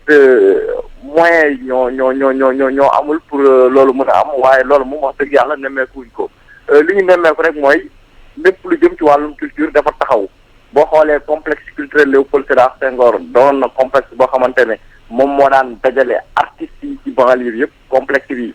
ba mbas mi tàmbaleeg léegi loolu amatu fa benn activité amatul foofu lu jëm tamit ci wàllum culture urbaine moo géejawaay hip hop mu ngi doon liggéey lu am solo ci wàllum culture côté boobu tamit dafa taxaw Afrique culture urbaine nekkoon complexe Léopold Sédar Senghor moom it ci wàllu woowu mu ngi doon def lu am solo dafa taxaw donc côté culturel moom ba mbas mi tàmbaleeg léegi fii ci banlieue bi amul dara lu yëngu Alassane. waaw ci mbirum aussi hôpitaux yi ci banlieue bi est-ce que maanaam nit ñaa ngi continuer dem ci hôpitaux yi di faju ou bien ba léegi ñu ngi ragal dem foofu ndax Covid bi. waaw lu jëm ci hôpitaux yi nag keroog dañoo dem foofu dajeek docteur Assane Ndiaye moom mooy jiite hôpital bu district sanitaire bu non centre de santé bu Pikine bu Dominique. ba ñu waxtaan ak moom mu ne moom mooy ñoom léegi gisatul lu waral loolu nag mooy ba mbas mi tàmbaleeg léegi dafa mel ni nit ñi dañoo ku ci am feebar da ngay ragal ñëw ñu xool la parce que dañuy ragal ñëw ñu ne leen dañoo am mbas mi wala ñu ñëw bu ñëwee ñu foog ne bu ñu ñëwee ci hôpitaux yi dañuy am foofu mbas mi te loolu du lu am muy ñaan tamit askan wi ku ci am loo xamante ne dala metti da nga am fenn foo xamante ne day metti sa yaram nga ñëw ñu xool la ñu dindi loolu seen xel parce que nee na mbas mi certes am na fi ci banlieue bi mais du mbas mi rek moo nekk ci banlieue bi nit ñi ñu ngi am yeneen jàngoro yoo xamante ne war nañ ñëw à tout moment ñu koy saytu lu ci mel ni tension bi lu ci mel ni diabète bi ñu koy saytu ñu koy faj parce que du mbas mi rek moo fi nekk te nit ñi nañu dindi loolu seen xel hôpitaux yi moom boo xoolee pratiquement boo fa demee sax da ngay yow sa bopp di nga xam ne nit ñi léegi ñëwatuñ pour faju loolu mooy situation bi fii ci hôpitaux yàlla sax. jërëjëf Bounal Diack ñu lay gërëm di la sant professeur Massamba Diop déglu nga lu mu wax ci mbirum banlieue bi culture bi nga xamante ne xëy na mënoon na nekk benn vecteur de communication pour xeex mbas mi maanaam hôpitaux yi bañ a bëri ay malade xëy na bu leen sensibiliser woon daañu mun a fagaru bañ a dem ci kii loolu tu yëpp dafa taxaw amatul kon culture bu fekkee ne dañ ko jëlee ñu ko war a jëlee ci réew mi mun am impact maanaam positif ci santé population yi. waaw effectivement xam nga sànq wax nañ ko au début ci commencement yi waxoon nañ ko ne nit ñi daanaka dematuñu hôpital parce que dañoo xaw a ragal. parce que aussi dañu waxante dëgg ne coronavirus bi xamuñu ko bu baax. yaakaar naa ne c'est la première fois vraiment ci àddina ñu am feebar boo xam ne dafa laawale àddina bi yëpp ci délai bu gàtt ba pare tamit mu wute la mu wuteeg yeneen maladies yi feebar yi mooy son taux de létalité suñ koy sàgganee rek dafay rey bu méttee te ci wàllu woowu nag vraiment may ma rek ma rendre hommage à tout le personnel de la santé. waaye tamit amoon tiitalaate bu bari ci feebar bi maanaam communication bi dafa ëpp bi nga xamante ne ba ñëpp tiit. alors je pense que je ne sais pas ndax communication wala information. communication su dee information il faut. télé yi rajo yi. ci bitim réew ak yooyu. am na solo parce que il faut informer vrai. waaw suñ ko cofentalee pour wane du dara garaawal ak yooyu je pense que dinañ dem ba dina ëppi loxo ba kenn doon mën a fajit. mais est-ce que aussi communication ëppul. Je pense que communication man ku nekk ni ngay gisee quoi. xam nga ñi nga xam ne ñun acteurs hospitaliers lañu ni ñuy gisee ak yow mi nga xam ne journaliste nga ak le commun sénégalais bokkuñu gis-gis jàpp naa ne man li ci ëpp solo mooy information bi ak communication bi pour faire quoi c'est exclusivement pour que nit ñi xam li xew pour changer de comportement loolu lu am solo le changement de comportement te ba tey jii am na ñoo xam ne gëmuñu ne coronavirus bi mu ngi fi te day. justement est-ce que justement communication bi appuyé woon suñu valeur culturelle maanaam lu ñu gëm am nañu xamante ne fii Sénégal xëy na bu ñu waxee ñu gën leen déglu que ñeneen xalif généraux yi par exemple bu leen jëloon ci dans le cadre de la communication dem ci ñoom ñu wax ak askan bi parce que am na ñoo xam ne ñoom la ñuy gëm ñoom la ñuy déglu te am na xamante ay porteurs de voix nekk ci quartier yi xëy na mën nga tas ak benn nit sax ci quartier bi bañ ko jox dayoo waaye fekk moom bu waxee xale yi dañ koy déglu. est-ce que bu ñu jaaroon foofu sur les ressorts culturels ci ñun mun na am xëy na tey communication bi gën a am doole. waaw xam nga xalif généraux yi yaakaar naa ne mënuñu saa suñu jógee rek ne leen wax leen kooku moom du tax jox leen gëddaat. di leen déglu de. waaw dinañ leen déglu. mais ñoom tamit dañoo am ay porte-parole am ay porte-voix communicateur traditionnel yi nga daan wax mais yooyu ce sont les médias aujourd'hui ñoo leen rey ñooñu pratiquement parce que bu njëkk ba bi média amul. ñoom ñoo doon média ñoom ñoo doon ci penc mi ñoo doon yéene ñoo doon yëgle soo déggee ndënd mi dëgg rek ñëpp ay déglu na xam nañu am na lu xew amatul donc loolu c'est un impact important boo xam ne bi suñu développement ak le développement des médias des communications modernisme moo ko def saa yeeg chaque fois nag dañ naan retour vers les communications traditionnelles mais kenn déglootu leen pratiquement parce que amatul sax ci quartier yi xanaa bu xew amee nga leen di gis ngeen tee wala ku jógee màkk wala dese ñuy jottali ak wax loolu ci culture bi la bokk mais ci wàllu soin yaakaar naa ne information du doy il faut nit ñi xam ne coronavirus bi du caaxaan muy benn ñaareel ba ñu xam ne coronavirus bi mu ngi fépp ci koñ bu ne et danger bi mooy eh bien bu la jàppee xam nga nit bu sibbiru boo ko rombee da nga gis mu takk bopp bi takk ci ay niim wala mu feebar wala ba ñu metti mu ŋaawu. mais coronavirus bu la jàppee doo ko gis parce que tu peux être un porteur qui est sain daara jotu la mais teewul ngay ndox di dugg fi nekk di seeti nit ñi di dugg fu nekk nga foo xam ne dugg foo war a dugg foo war a dugg daal di contaminer ñëpp loolu moo tax wax ji am ci solo torop chaque jour ministère de la santé maa ngi saluer vraiment seen action di wax ak mbooloo mi di leen wax ni muy yokkoo au début ñu ngi wax ay 20 cas 50 am na temps sax on était à 50% pratiquement taux de guérison ak taux d'hospitalisation mais quelque temps après ça a monté en flèche parce que dañuy dem ba mujj gi gars yi dootuñu sax développé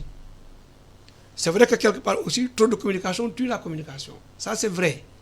mais en matière d'épidémiologie je pense que il est important que ñu xam d'abord lan mooy indi feebar bi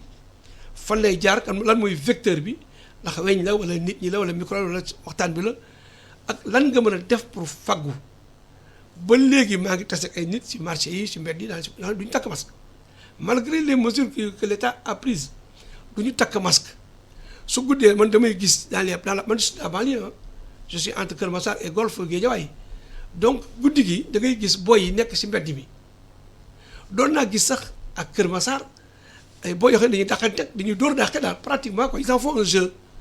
ah di toj na policier yaa ngi fële ñu day daw ñëw mel na ku leen gis daay daw police jaar ne ñu day dóor dàqe c'est de l'irresponsabilité des parents et c'est un manque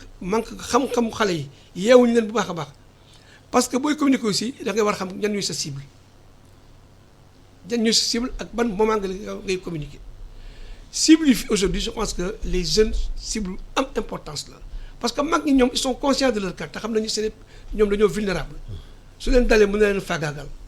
mais jeunes yi seen comportement dañuy nekk ci mbedd di football il a fallu que Golf police dafa ñëw tous les jours pour interdire aux gosses de se regrouper sur la plage alors que on n'a pas normalement si l'éducation est bien faite la police ne doit pas suivre elle ne doit même pas intervenir parce que ça se passe dafa war a tegu ci yoon normal ku nekk yem fa nga war a yem soo yaree sa doom ne ko kër gi bu leen ko génn ba leen def normal warul génn xale leen si daara jëloo si nañ leen na ñëpp toog seen kër ñu heureusement yegguñu ci confinement parce que su ñu yeggoon ci confinement ci lay gën a metti mais ni ñuy def nii rek et ça vraiment maa ngi koy saluer bu baax a baax mais il reste encore il y a un rôle important pour parents yi. Il n'y a pas que le ministère de la Santé, il n'y a pas que l'État du Sénégal, il n'y a pas que la presse. Les parents ont un rôle solo pour informer les enfants. Les chefs de quartier, bon, chef de quartier, le délégué de quartier, parce que le chef de quartier, c'est comme si c'est le chef de tous les Sénégalais qui sont là-bas. Mais le délégué de quartier, de temps en temps, au borom kër yi waxtaan ak ñoom expliquer leen affaire yi parce que am na ñoo xam ne tamit seen njàng yeggu fa. ah ñëpp meluñu comme Alassane Samba Diop. ah donc loolu daal laa xalaat ne. Parents yi am nañu rôle bu important à la place des chefs religieux et des communicateurs traditionnels. xam nga sànq ci waxtaan bi wax nañu semi confinement bi tax na ñi xamante ne ñu ngi liggéey ci téléphone mobile bi yokk nañu seen i koppar yu bëri. te moment bi xëy na da war a nekk moment de production. pour producteurs yi ngeen nekk. par rapport à la maladie. ñu mën a def ay film yu ndaw di sensibiliser dañuy seen biir kër yi parce que dañuy duñ toog di seetaan télé yi te tamit am nañu xalaat ne xëy na bu ñu demee même ci côté musique bi. xool musique bi xam ne dafa adapté wu ak suñu réalité yi rappeurs yi def nañu dara mais xasaay yi di war nañ ko mën a jël xëy na dugal ci maanaam Covid 19 bi jàng tijaan yi jàng ñaseen yi jàng xaadir ak yooyu yëpp war nañu mën a xool ñu ko mën a tënkee def ko ay wax bi xamante ne boo waxee dafay laal xol nit ñi ñu mën a xool affaire bi naka la mun demee. waaw je pense que dégg naa waa ji li mu wax tout à l'heure correspondant. Mais foofu damay remercier suñu ministre de la culture monsieur Abdoulaye Diop dès le début pandémie bi dañu am benn liggéey bu ñu def ak direction de la cinématographie ak direction des arts ñu song li may wax nitu penc yi mooy comme ni mu ko waxee léegi muy communicateur traditionnel yi ñoom ñoo xam ne relais lañu jëm ci société bi parce que même booy wax cinéma bu ñu ko jëlee suñu cinéma yàggul année 1960 la donc nekkul loo xam ni dafa yàgg suñu culture de l'oralité la suñu bind yàggul suñu am possibilité ci image ak ni mu toll yàggul donc effectivement socle yooyu ministère de la culture sa lañ déparé jël communicateur traditionnel yi jël acteur yeneen acteurs yi comédiens artistes yi ñuy làkk bu ñu mën a làkk ñu filmer sensibiliser maa ngi leen di remercier parce que spot yi ñu leen yónnee da ngeen ko diffuser à outrance kooku mooy benn bi nga xam ni def na ko boobu man dama koy jaajëfal bu baax lënkoo ak ministère de la santé ñi def ko mais loolu dañ ko war a dafa am niñ ko war a continuer mais dañu war a am plus de créativité et de stratégie pour comprendre xam nga tournage yi li may wax le Covid a confiné les unités les unités de production de biens et de services et leurs acteurs économiques Covid moo leen confiné finalement lu leen Covid confiné mooy dafa am aussi état d'urgence bu nga xam ni dafa am tey boo nekkee koo xam ni citoyen nga buy déggal say autorité doo tourner film ci mbedd bi parce que damay gis les gens ils peuvent faire le malin mais quand tu tournes quelque chose doo tourner nit ñi ak souvent ak masque même bu doon série la wala mu nekk leneen nit ñi da ngay obligé dindi boo dindee nit ñi dajale ko risque bi mën na gën a rëy parce que bu kenn amee feebar foofu li nga doon xeex boo watul leneen lay mujj tekki mais fi ñu toll dama ni culture dafa war a dunde culture wala dañu war a dunde culture pour xeex Covid lu tax ma wax loolu mooy am na loo xam ni def nañ ko dañ ko war a continuer di ko diffuser parce que tey diffusion yi moo war a gën a jël pas yi ci tournage yi parce que tournage yi mënta nekk presque kooku mooy benn ñaareel bi mooy fi ñu toog gis nga porteur de voix yi mooy ñi nga xam ni dañuy nekk ci musique wala ñu nekk ci cinéma wala ay film yoo xam ni dañ ko defaroon tey ñu déclate ko boo gisee plateforme yi tey ci àdduna bi yépp Netflix a gagné xaw ma ñaata millions d'abonnés tey dañuy dunde loolu dañ ko lu nga xam ne dañ ko defoon wane ko donc c'est pas étonnant que lépp calme mais si stratégie de riposte yi foofu la problème yi ak créativité bi nekk comme ni mu ko waxee dans le domaine du cinéma pour relance par exemple si yeneen secteurs yi tey boo jëlee théâtre dans cette relance dañuy war a nekk production yu mag yoo xam ni production à haute valeur ajoutée la ñi jël ko décentraliser ko dugg ci quartier bu nekk aussi seen ASC yi judduwaat mais ñi nga xam ne ñoo nekk ci ASC yi tey ak leader yooyu dañu war a xool beneen xeetu communication mooy nit ñi dañuy war a di dox di def porte à porte di wax ak nit ñi di leen yee di leen expliquer comportement bi nga xam ne dañ ko war a am ba balaa ñi déconfiné li may wax unité de production yi may ñu mën a gën a tourner gën a wax ak nit yi parce que tey kenn mënul def bàyyi image ginnaaw. mais modèle bi ngay defee ci télé yi jafe-jafe bu gën a bari ci loolu mooy. toll nañ fi xam ne virus bi kenn xamul kan lay dem. mu ngi fii.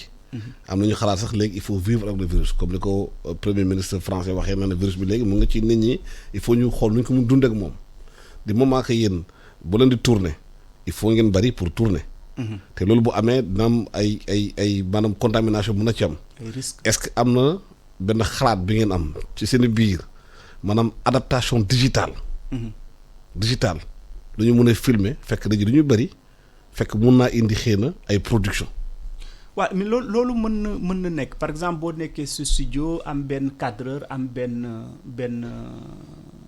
parce que ñu tourner film sax yenn saa ci ay téléphone portable. waaw ak benn interprète ngeen nekk mën nga tourner il y a des modèles qui peuvent passer parce que ñun modèles yooyu liggéey nañ ci mooy bu ñuy def capsule yi di ko tourner c'est des messages yoo xam ni c'est individualisé loolu mën nga ko tourner mais à partir du moment où ça devient 2-3 personnes dafay nekk loo xam ne dafa problématique te xool nga tey àdduna bi yëpp li may wax noonu unité yëpp la ñu teg lépp nekk paralysé. waaw léegi nag bu fekkee ne léegi virus bi mu ngi fi encore ndax ngeen ban xalaat ngeen di am léegi pour continuer di liggéey di bañ a toog bañ a def dara parce que unité yi mënu toog tëj rek. mais mënuñu def tant que état d'urgence bi jógul état d'urgence bi moo tegu suñu kaw dañ koy dundee mi ngi mel na li sama benn xarit di wax barki démb lépp tëj boo jëloon je prenais l'exemple agence de voyage boo gis tëj na. mais ñun nekkuñu ci situation boo xam ni dañuy war a def li nga xam ni yoon mayuñu ko mais li ñu mën a def techniquement on continue à le faire mooy sensibiliser de manière individualisée def ay capsules def ay respecter distanciation yi respecter ce qu'on peut respecter mais il faudrait peut-être que ces actions-là ñu gën ko multiplier mais virus bi mu ngi fi virus bi je pense que problème conscience la ak problème mu nangu. ci beneen côté dañuy nangu ñi nga xam ni aussi am na ñu ngëm dañuy nangu ni virus bi mission lay dox bu mission am jeexee day dem bon xam naa ni fii lay korité yàlla na yàlla def bu korité jeexee mu dem yoonam wala balaa korité ñëw mu dem yoonam mooy suñu ñaan mais duñu am ay prise de conscience moo lay may nga mën xeex ak moom mooy gëm mais kenn mënu ko weddi ndax kenn yaakaarul ni tey da nga génn indemne yàlla moo ñuy musal moo ñuy jàppale mais effectivement ñi def ci suñu fulla suñu fayda am benn conscience boo xam ni moom la ñuy xeexe ndax catastrophe la économique catastrophe sociale catastrophe boo jël moom la nekk ndax benn nit rek fu mu dee musiba la waxuma la ñaar parce que dañuy yaakaar ni pour man génnuñu ci Afrique génnu ci parce que boo amee dëkk bu mel Sénégal ñu am 20 personnes yu nga xam ne mais dafa bari mais 20 personnes yooyu yaa ngi xool ñi toppoon seen gannaaw ci ay nit wala ñu yoroon leen wala ñu bootoon leen mais catastrophe la donc pour l'instant ñëpp perte guerre bi contre virus bi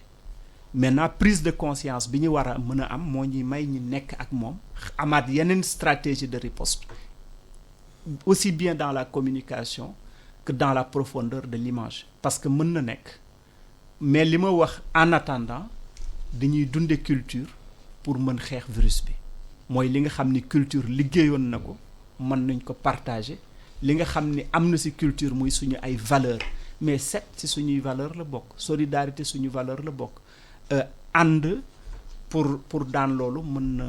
na nekk loo xam ni day nekk mais ci kaw prise de conscience loolu fokk mu am ba balaa ñuy déconfiner petit à petit ñi gën a mën a élargir champ de communication yi. ba Samba Diop fu ñu nekk nii virus bi am na ñu bari ñu xalaat ne xëy na demagul léegi xamuñ kan lay dem tant que nit ñaa ngi circuler mu continue circuler confinement bi problème la fii ci réew parce que mënoo confiner nit ñi parce que bu ñu xiifee il faut ñu génn parce que nee na sax suba président dina wax. am na mesures yu mu war a jël par rapport ak loolu couvre-feu bi jëm ko yóbbu de 22h à 6h du matin ci la ñu gis ci presse bi tey mais hôpitaux yi tamit il faut ñu apprendre ñoom tamit à vivre ak le virus yan matuwaay la ñu mën a jël ci hôpitaux yi pour règle barrière ñu koy gën a appliquer foofu parce que gis nañu virus bi tamit laal la personnel de santé bi. Effectivement Alassane personnel santé yi boo xoolee ñoo nekk en première ligne ndax foo la coronavirus mën a dale si àddina ci Sénégal ci ñoom lañ lay yóbbu donc mesure bi nga xam ne moo ci ëpp solo c'est la prévention ak sécurité des soins sécurité des soins bi nag mu ngi commencer d'abord ci personnel bi. pour des EPI des équipements de protection individuelle de qualité et am quantité bu doy il faut que chaque fois suñu paree ci jël malade ñu mun a débarrasser ci équipement yi ñu jëloon jamaat yeneen équipement donc les équipements à usage unique au complet EPI c'est am na solo trop disponibilité aussi des antiseptiques yi nga xam ne day tax ba ñu mën a laalante te du ñu wàllante faj nit ki te du la wàll jàngoro kooku bokk na ci qualité ak sécurité soins faj nit ki du la wàll te du wàll yeneen maladie yaakaar naa ne yooyu suñu jëlee toutes les approches méthodologiques yi nga xam ne mooy tax tout le protocole de soins yi nga xam ne mooy tax dinañ mën a def loolu ba faj malade bi mu gaaw a génn aussi parce que qualité de soins bi tam am na avantage xam nga lan mooy avantage bi. mooy malade bi du yàgg ci hôpital bi plus le malade mu ngi yàgg ci biir hôpital bi moins on a de possibilité jël keneen donc que les malades tournent autour d'eux-mêmes li ñuy wax indice de rotation des lits dafa am solo trop te loolu mu ngi dépendre ci durée moyenne de séjour hôpital bi te loolu ça signifie également que malade bi teel a ñëw parce que malade yi teel a ñëw ñi xam ne ñeen teel a diagnostiqué su ñu leen jëlee rek gis nañu Sénégal quand même ils font de très très bons résultats on a fait des résultats meilleurs que depuis beaucoup de pays européens y compris la France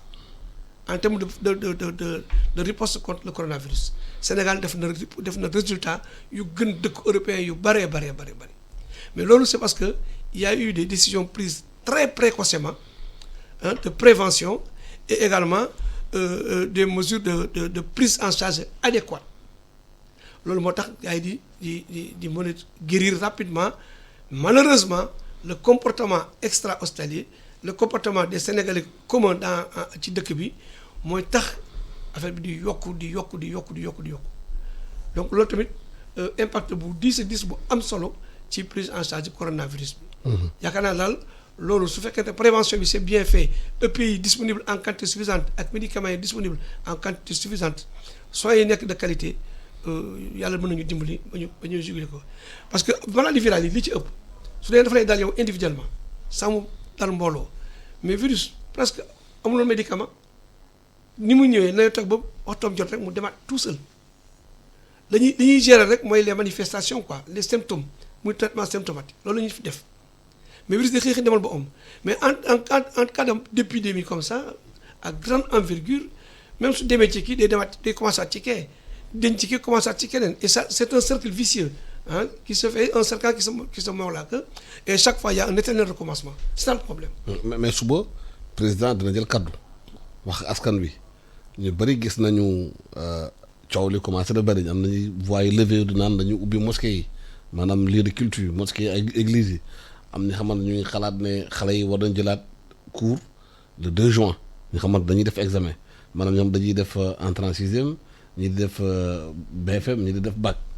lan nga xalaat njiit leen war na mën a wax ak askan wi pour message bi gën a passé ci mbirum maanaam sensibilisation bi te tamit ñi nga xamante ne xëy na ñu ngi confiné wu seen kër mëntuñ supporter xëy na maanaam tëj bi bu bëri bi tu mun a gérer loolu. man bokk naa si ñi gëm ne soxla nañu mosquée ubbi. ak église yi. ak église waaw sont les lieux de culte. les lieux de culte en général. même synagogue yi y en avait ici. mais état bi suñu ñëpp meloon ni ñu war a mel du soxla sax muy jouer un rôle de police bay def ay répréhension nit ñi ñooy xam ne li police ñoo di leen jàpp ak gendarmerie di leen tere tajolo bi dañ leen di aar pour bañ rek wàllante seen biir pour loolu nag mën a am il faut que ñu xam ne suñuy dem ci jàkka ji nañu dandi imam bi xam nga dañu distance 1 mètre yow man nag yow y' a plus d' 1 mètre déjà nañu dandi imam bi lu war a mat 2 mètres may ko ci ginnaawam 2 mètres ci ginnaaw imam bi sàppe bu nekk nag ku nekk tàllal sa loxo ba mu jeex tàkk sa morom taxaw sa wet su sa morom tàllal sa loxo sa morom tàllal loxoom seen ñaari baaraam jatante du ngeen wàllante te su ngeen dugg si ku nekk sol masque yore ay gants loolu yaakaar naa ne su ko nit ñi décidé seen bopp de manière autonome état bi autorisé leen ko mën nañ julli si jàkka yi dem si jumaa yi te du ñu am contagion boo xam ne bi day yaatu su dee ne jumaa la nga xam ne dañuy julli ci biir julli ci biti aussi parce que man récemment demoon naa ci benn levée de corps ñuy jullee benn néew suma benn mbokk ñu koy jullee mais dañu ne sàppa yi premièrement nañu dàndante c'est-à-dire li ñuy wax distance ak intervalle ak distance ñi ci kanam ñi ci ginnaaw seen diggante na sore na mat 2 mètres ñaar ñi dend bokk benn sàppe na mat 1 mètre 50 ou 2 mètres su ko defee dana yarax trop dinañ def li ñu war a def te dañ jaamu yàlla parce que gëm naa ne nag yàlla moo ne adduwaaw silaahul mu'min ñaan mooy kàlla jullit ñun soins tubaab bi suñuy joxe lépp tamit faaw yu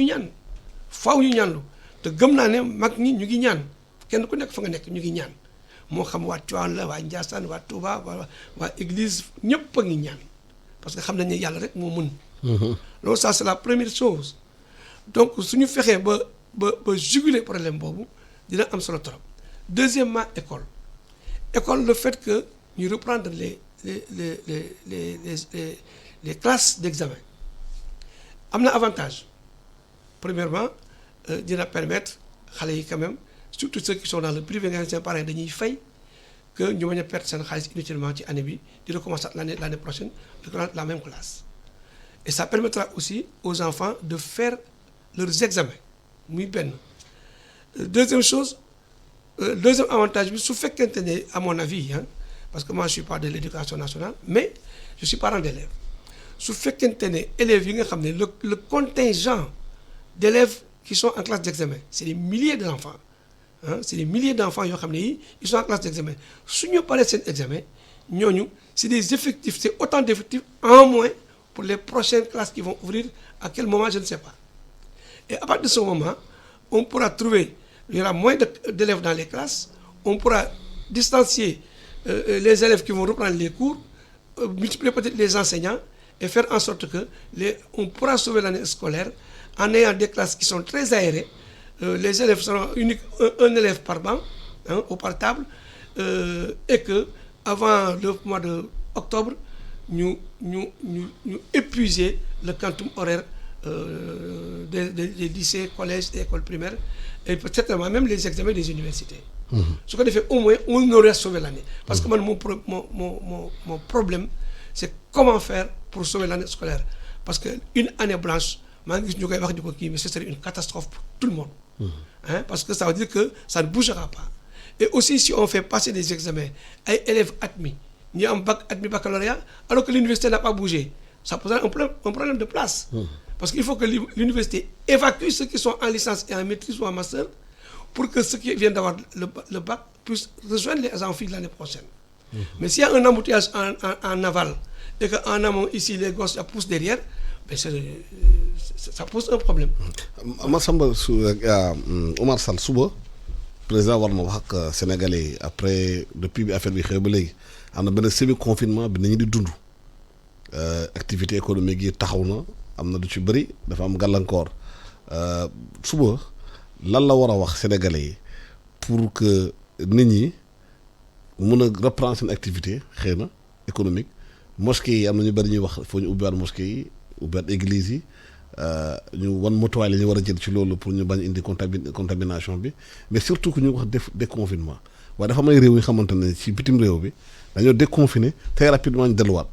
mel ni Japon mel ni Suède ak yooyu dañoo constaté que dañuy bu ñu génnaate même Singapour dem woon nañu ko dafa am ñu ak Corée du Sud dañoo génnoon benn nit génn wala xamal ay milliers de personnes ñu tëjaat hôtel yëpp. waaw loolu li président war a wax boobu dina xëy na lu rëy la pour. ci la nga xalaat yow la wax ak sénégalais yi. nga mën a anticiper ci question boobu mais li may wax encore une fois Covid bi jàngale Covid bi may na képp koo xam ni jullit nga am temps wu topp sa njaboot def leen ay vrai jullit mooy maanaam encadrer leen parce que Dieu est dans le silence quand même. Encadrer leen jël temps wu xam lu ñu mën ci diine ak lu ñu mënul képp koo xam ni catholique nga walla nga nekk beneen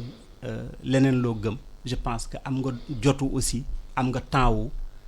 inculquer loolu sa njaboot parce que confinement bi may na la ko.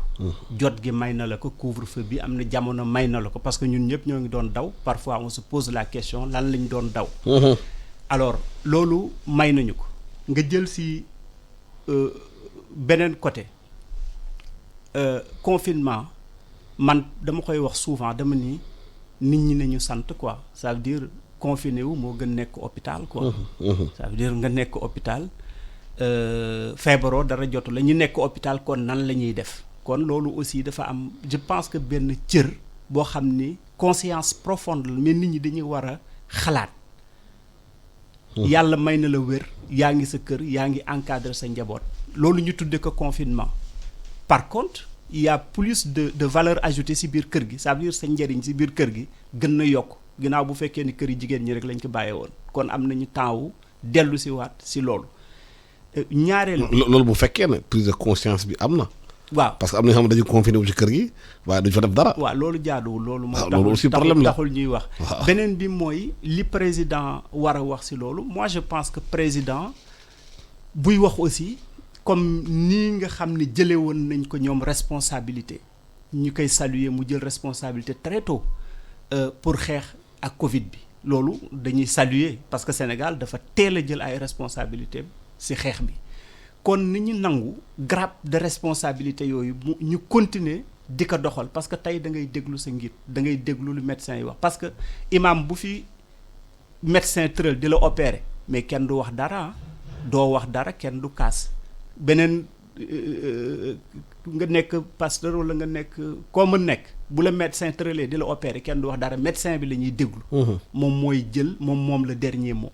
kon tey fi ñu toll bu yàlla defee ni nit ñi ngi ak seeni xel toujours ak suñuy conscience te damay fàttali ni ñun ñaata millions lañu de musulmans wala yeneen barewuñu 16 millions lañu am na dëkk yu ñu doublé si loo jël ñoo ñu doublé ça veut dire que dañuy yaakaar ni àdduna bi yëpp ñun ñoo si gën a jullite wala ñoo si gën a gëm Jésus wala et cetera non am na si dëkk yëpp dafa am dara gënul metti Arabie Saoudite bu tëj Kaaba ñu tëj xabru ñu tëj leneen ak leneen mais ça c'est une souffrance képp kuy jullit da nga koy dund di ko souffrir dans le silence mais da ngay déglu ñi nga xam ni ñoom nga war a déglu mais président du responsabilité du wàcc lu dul li nga xam ni ñu ngi ci santé wala leneen moom la ñu digal mais mbégte la ci ñun su fekkee que ni mën nañu organiser wu jël ay mesures ba ñu mën a julli ci mais mbégte la ci ñun aussi bu ñu wéree toog suñu ay kër toog suñu ay wetu njaboot donc il faut faire ce juste milieu ak équilibre boobu mais équilibre boobu nag mooy dose responsabilité bi nga xam ni ku nekk da nga ko war a am individuellement donc su président jëlee ay responsabilités ñi gën ko xam ñi gën ko nangu mais mënuma yaakaar ni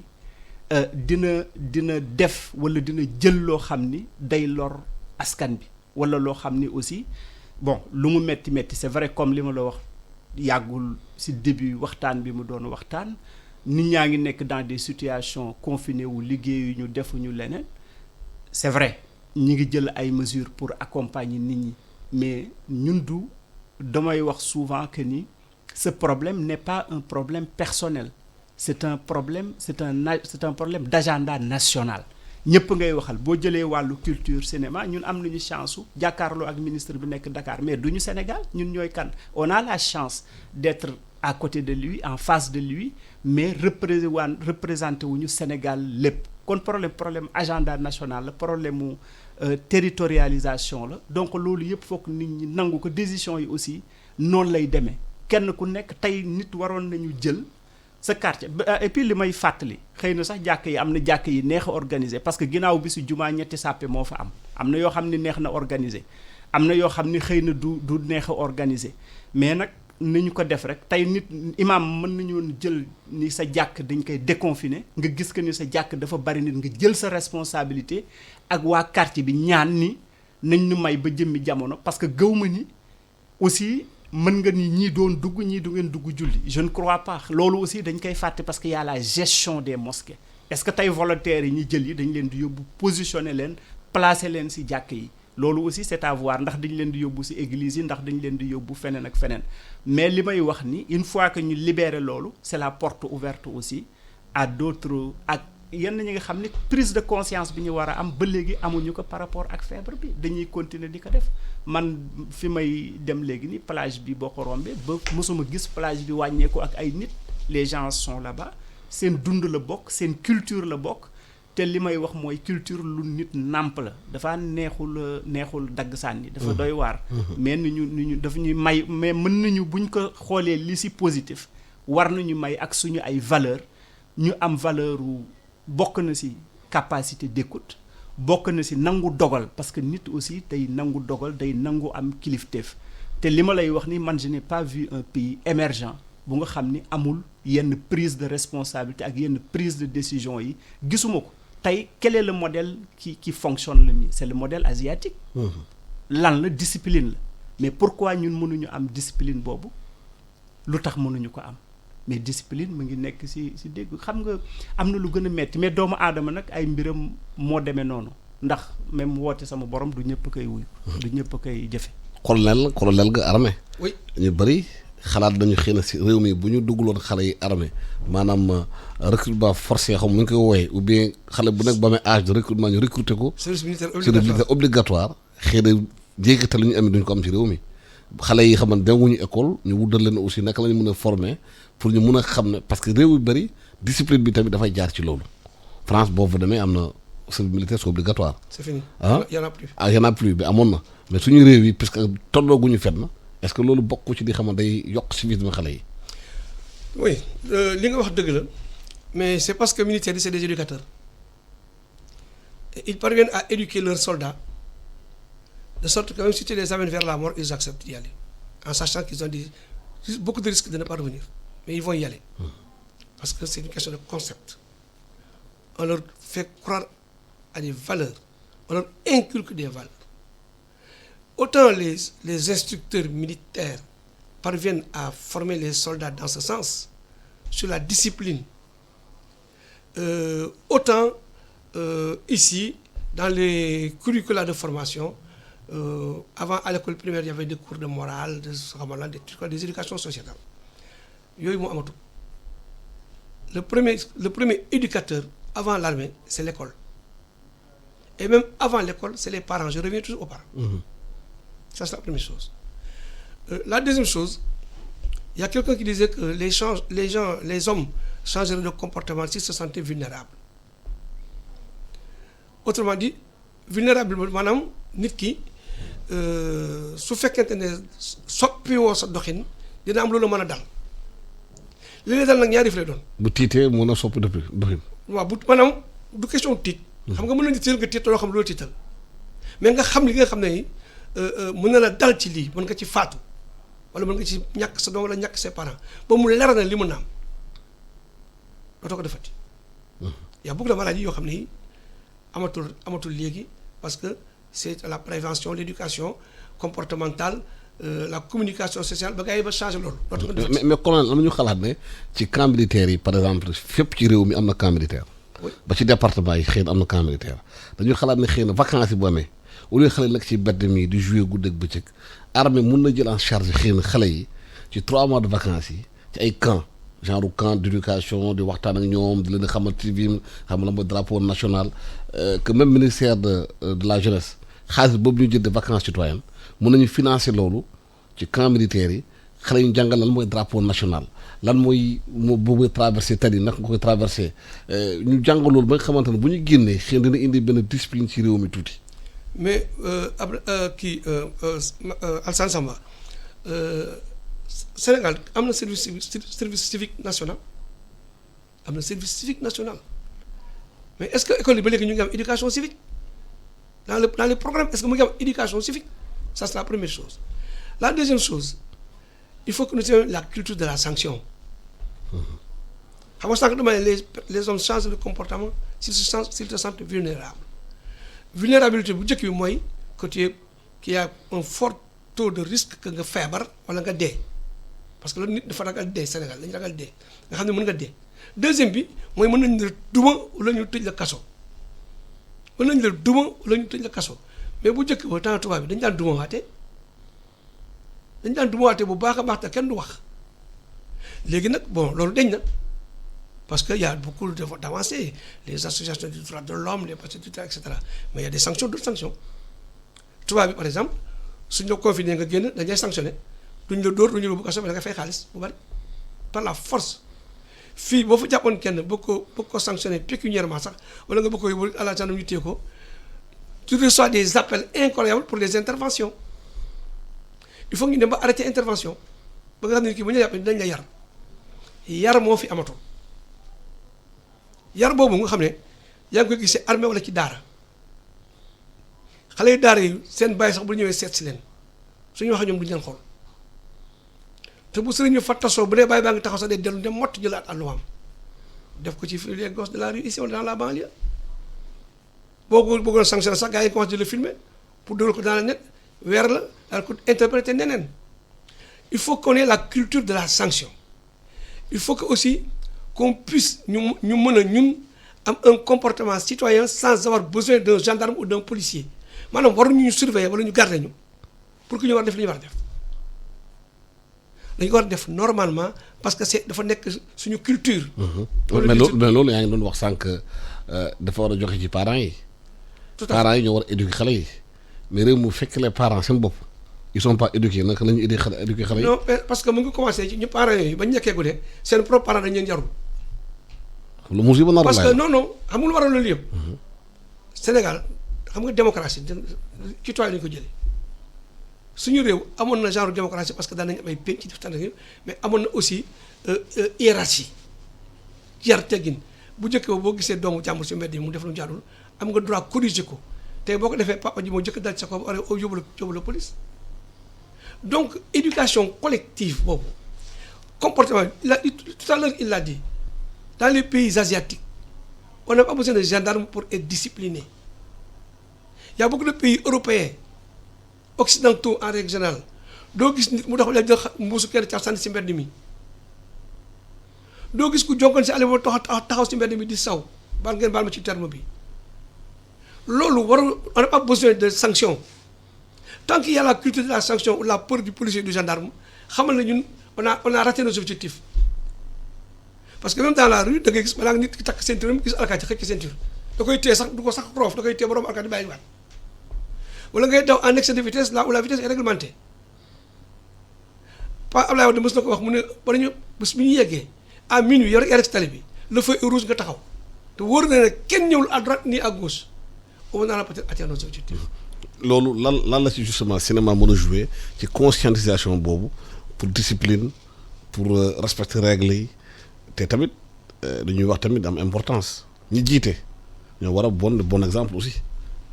waaw je dis limite il nous faut réinventer un nouveau logiciel culturel ça c'est le même président buy wax je pense que dina def bilan ou semi-bilan logiciel culturel boobu dafa commencer si image bi nga xam ni am na dëkk bi tey boo jëloon sa drone ngay filmer Dakar jekk na parce que lépp lu doon encombrer rue dañ na kooku ay peut-être Covid bi xaw ma dafa am ay côté yu positif wala j'en sais rien mais Dakar set na sécurité dellu si na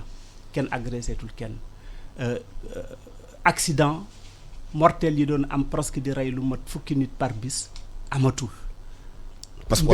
oto yi circulé rek. circulation moo amatul rek. circulation boo moo rek rey nit ñi exactement donc am na si côté yoo xam ni je dis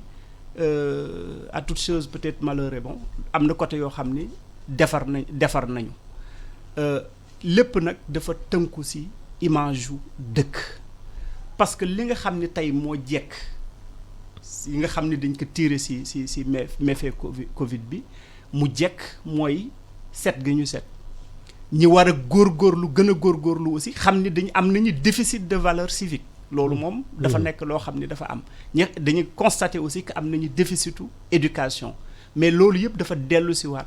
si centre bi nekk les priorités muy éducation dañ koy wax nga delloo si waat muy faj bi li nga xam ne dañ ko am war déggal mais pas faj bi mais war déggal waa kër docteur ba balaa ñu egg parce que tey ñoom ñoo yore xeex bi ak war déggal autorité yi nga xam ne ci stratégie bi nga xam ne am nañ ko mais ñun nag suñu comme li may wax suñu wàll mooy image bu rafet boobu nga xam ni am nañ ko ak logiciel culturel bi mu lay wax ni dañ ko war a réinventer waat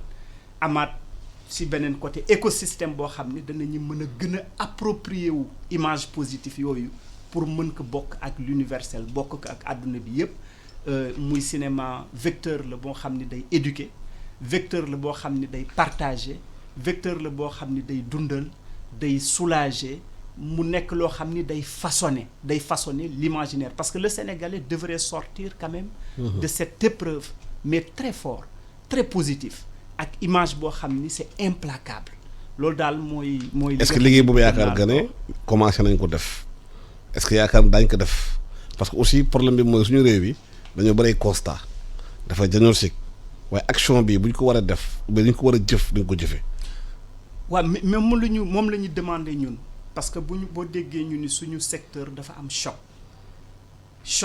ok ni ñu atténuer mais ni ñu jàppale pour ñu relancer mais bu ñu waxee loolu cadre boobu ñu lay wax ce nouveau logiciel culturel l'écosystème que nous devons construire pour mën a permettre en tout cas chaînon yi nga xam ne day permettre lañ lay expliquer parce que tey d'abord moom laa doon wax point financement la mais après il y a les exploitants saal yi nekk relais aussi di wane nit ñi li nga xam ni moom la ñuy liggéey nekk économie dañu war a góorgóorlu ba nga xam ni bu ñu dee reprendre saalu cinéma yi image yi nga xam ni moo positif image yu Afrique image leneen mooy dominer mooy ne 80% presque dañu war a teg suñu loxo ci loolu pour que ñuy gis suñu ay image nga continuer permettre aussi parce que ci même dynamique boobu permettre ñi nga xam ni dañuy liggéey ci secteur bi ñu mën leen wutal liggéey mais lépp nekk ay solutions endogènes donc loolu daal mooy li nga xam ni bon newuñu kenn du ubbeeku mais fokk ñu jël li ñu moom téyal ko suñu bopp te loolu suñu culture suñu cosaan ak suñu aada moo ñu ko mën a may loolu daal mooy liggéey bi nga xam ni dañ ci nekk li wax naa la nag réflexion yi tey créateurs yi ku nekk yaa ngi toog yaa ngi réfléchir xam naa ni après dina am ay yàlla na yàlla def li gaaw a génn bu ñu mën a partager ak ñoom li nga xam ni xalaat nañ ko mais il faut que fi ñu toog lu tax ñuy wax nañu soutenir jaar ci société de production yi mooy ce qu'on appelle l'effet d'entraînement parce que tey bu ñu soutenir ay production yi mag yoo xam ne daf fi am ci long métrage ba balaa ñuy egg ci yeneen genre cinématographie dina am li ñuy tuddee effet d'entraînement parce que tey dina permettre même suñu économie redémarrer waat tey boo financer film emploi dina jógaat hôtel yi danañu amaat lu ñu kii parce que loolu problème mu territorialisation la dañuy war a tourner fu nekk ci Sénégal aussi am ay programme yoo xam ni ci wàllu festival 14 régions yi ku nekk dañuy mën jokkoo ak yow mais jokkoo boobu mooy yóbbu li fa positif mais y a la commande publique aussi parce que commande publique tey boo xoolee Covid daf ñu jàngal ni nu public moo nekk au centre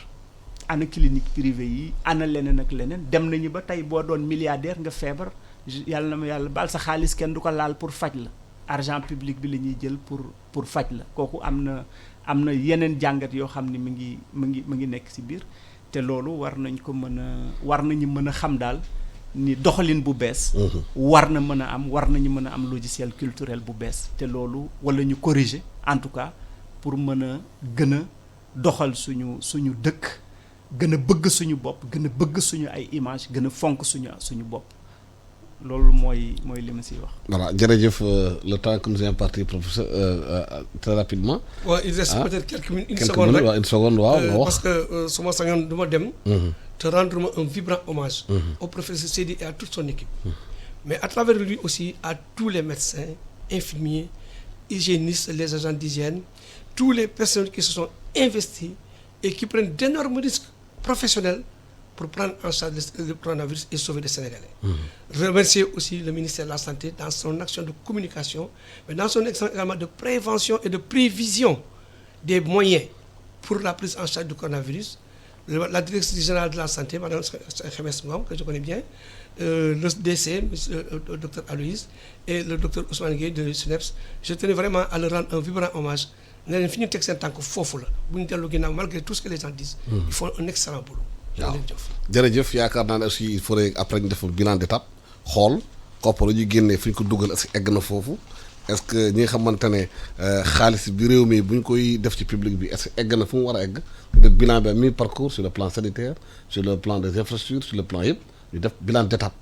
xool ñu war rectifier ko ñu war avancer ko xam naa loolu aussi am na importance parce que li ñu dugal ci xeex bi kopparu sénégalais yi la bëgg nañu xam tamit fan la dugg. waaw mais loolu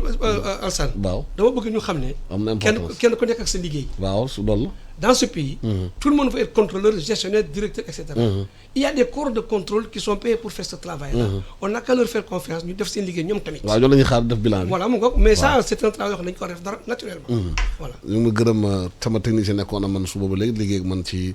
spécial matinal bi di gërëm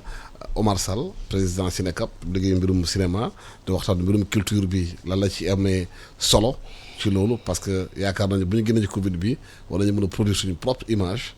africaine dugal ko suñu télé suñu rajo yi dugal ko tamit suñu kii bi wane nit ñi tamit am nañ ñun nu ñu xeexee kii bi ak ban départ la ñu bëgg amaat di gërëm tamit Massamba Diop colonel nekkoon directeur hôpitaux yu bëri di nekk fi Sénégal nekk tey PCA vice président conseil d'administration hôpital Idrissa Pouye bu ñu ko gën a xamee hôpital Grand Yoff ñu leen di gërëm di leen sant leen ñaanal yéen du jàmm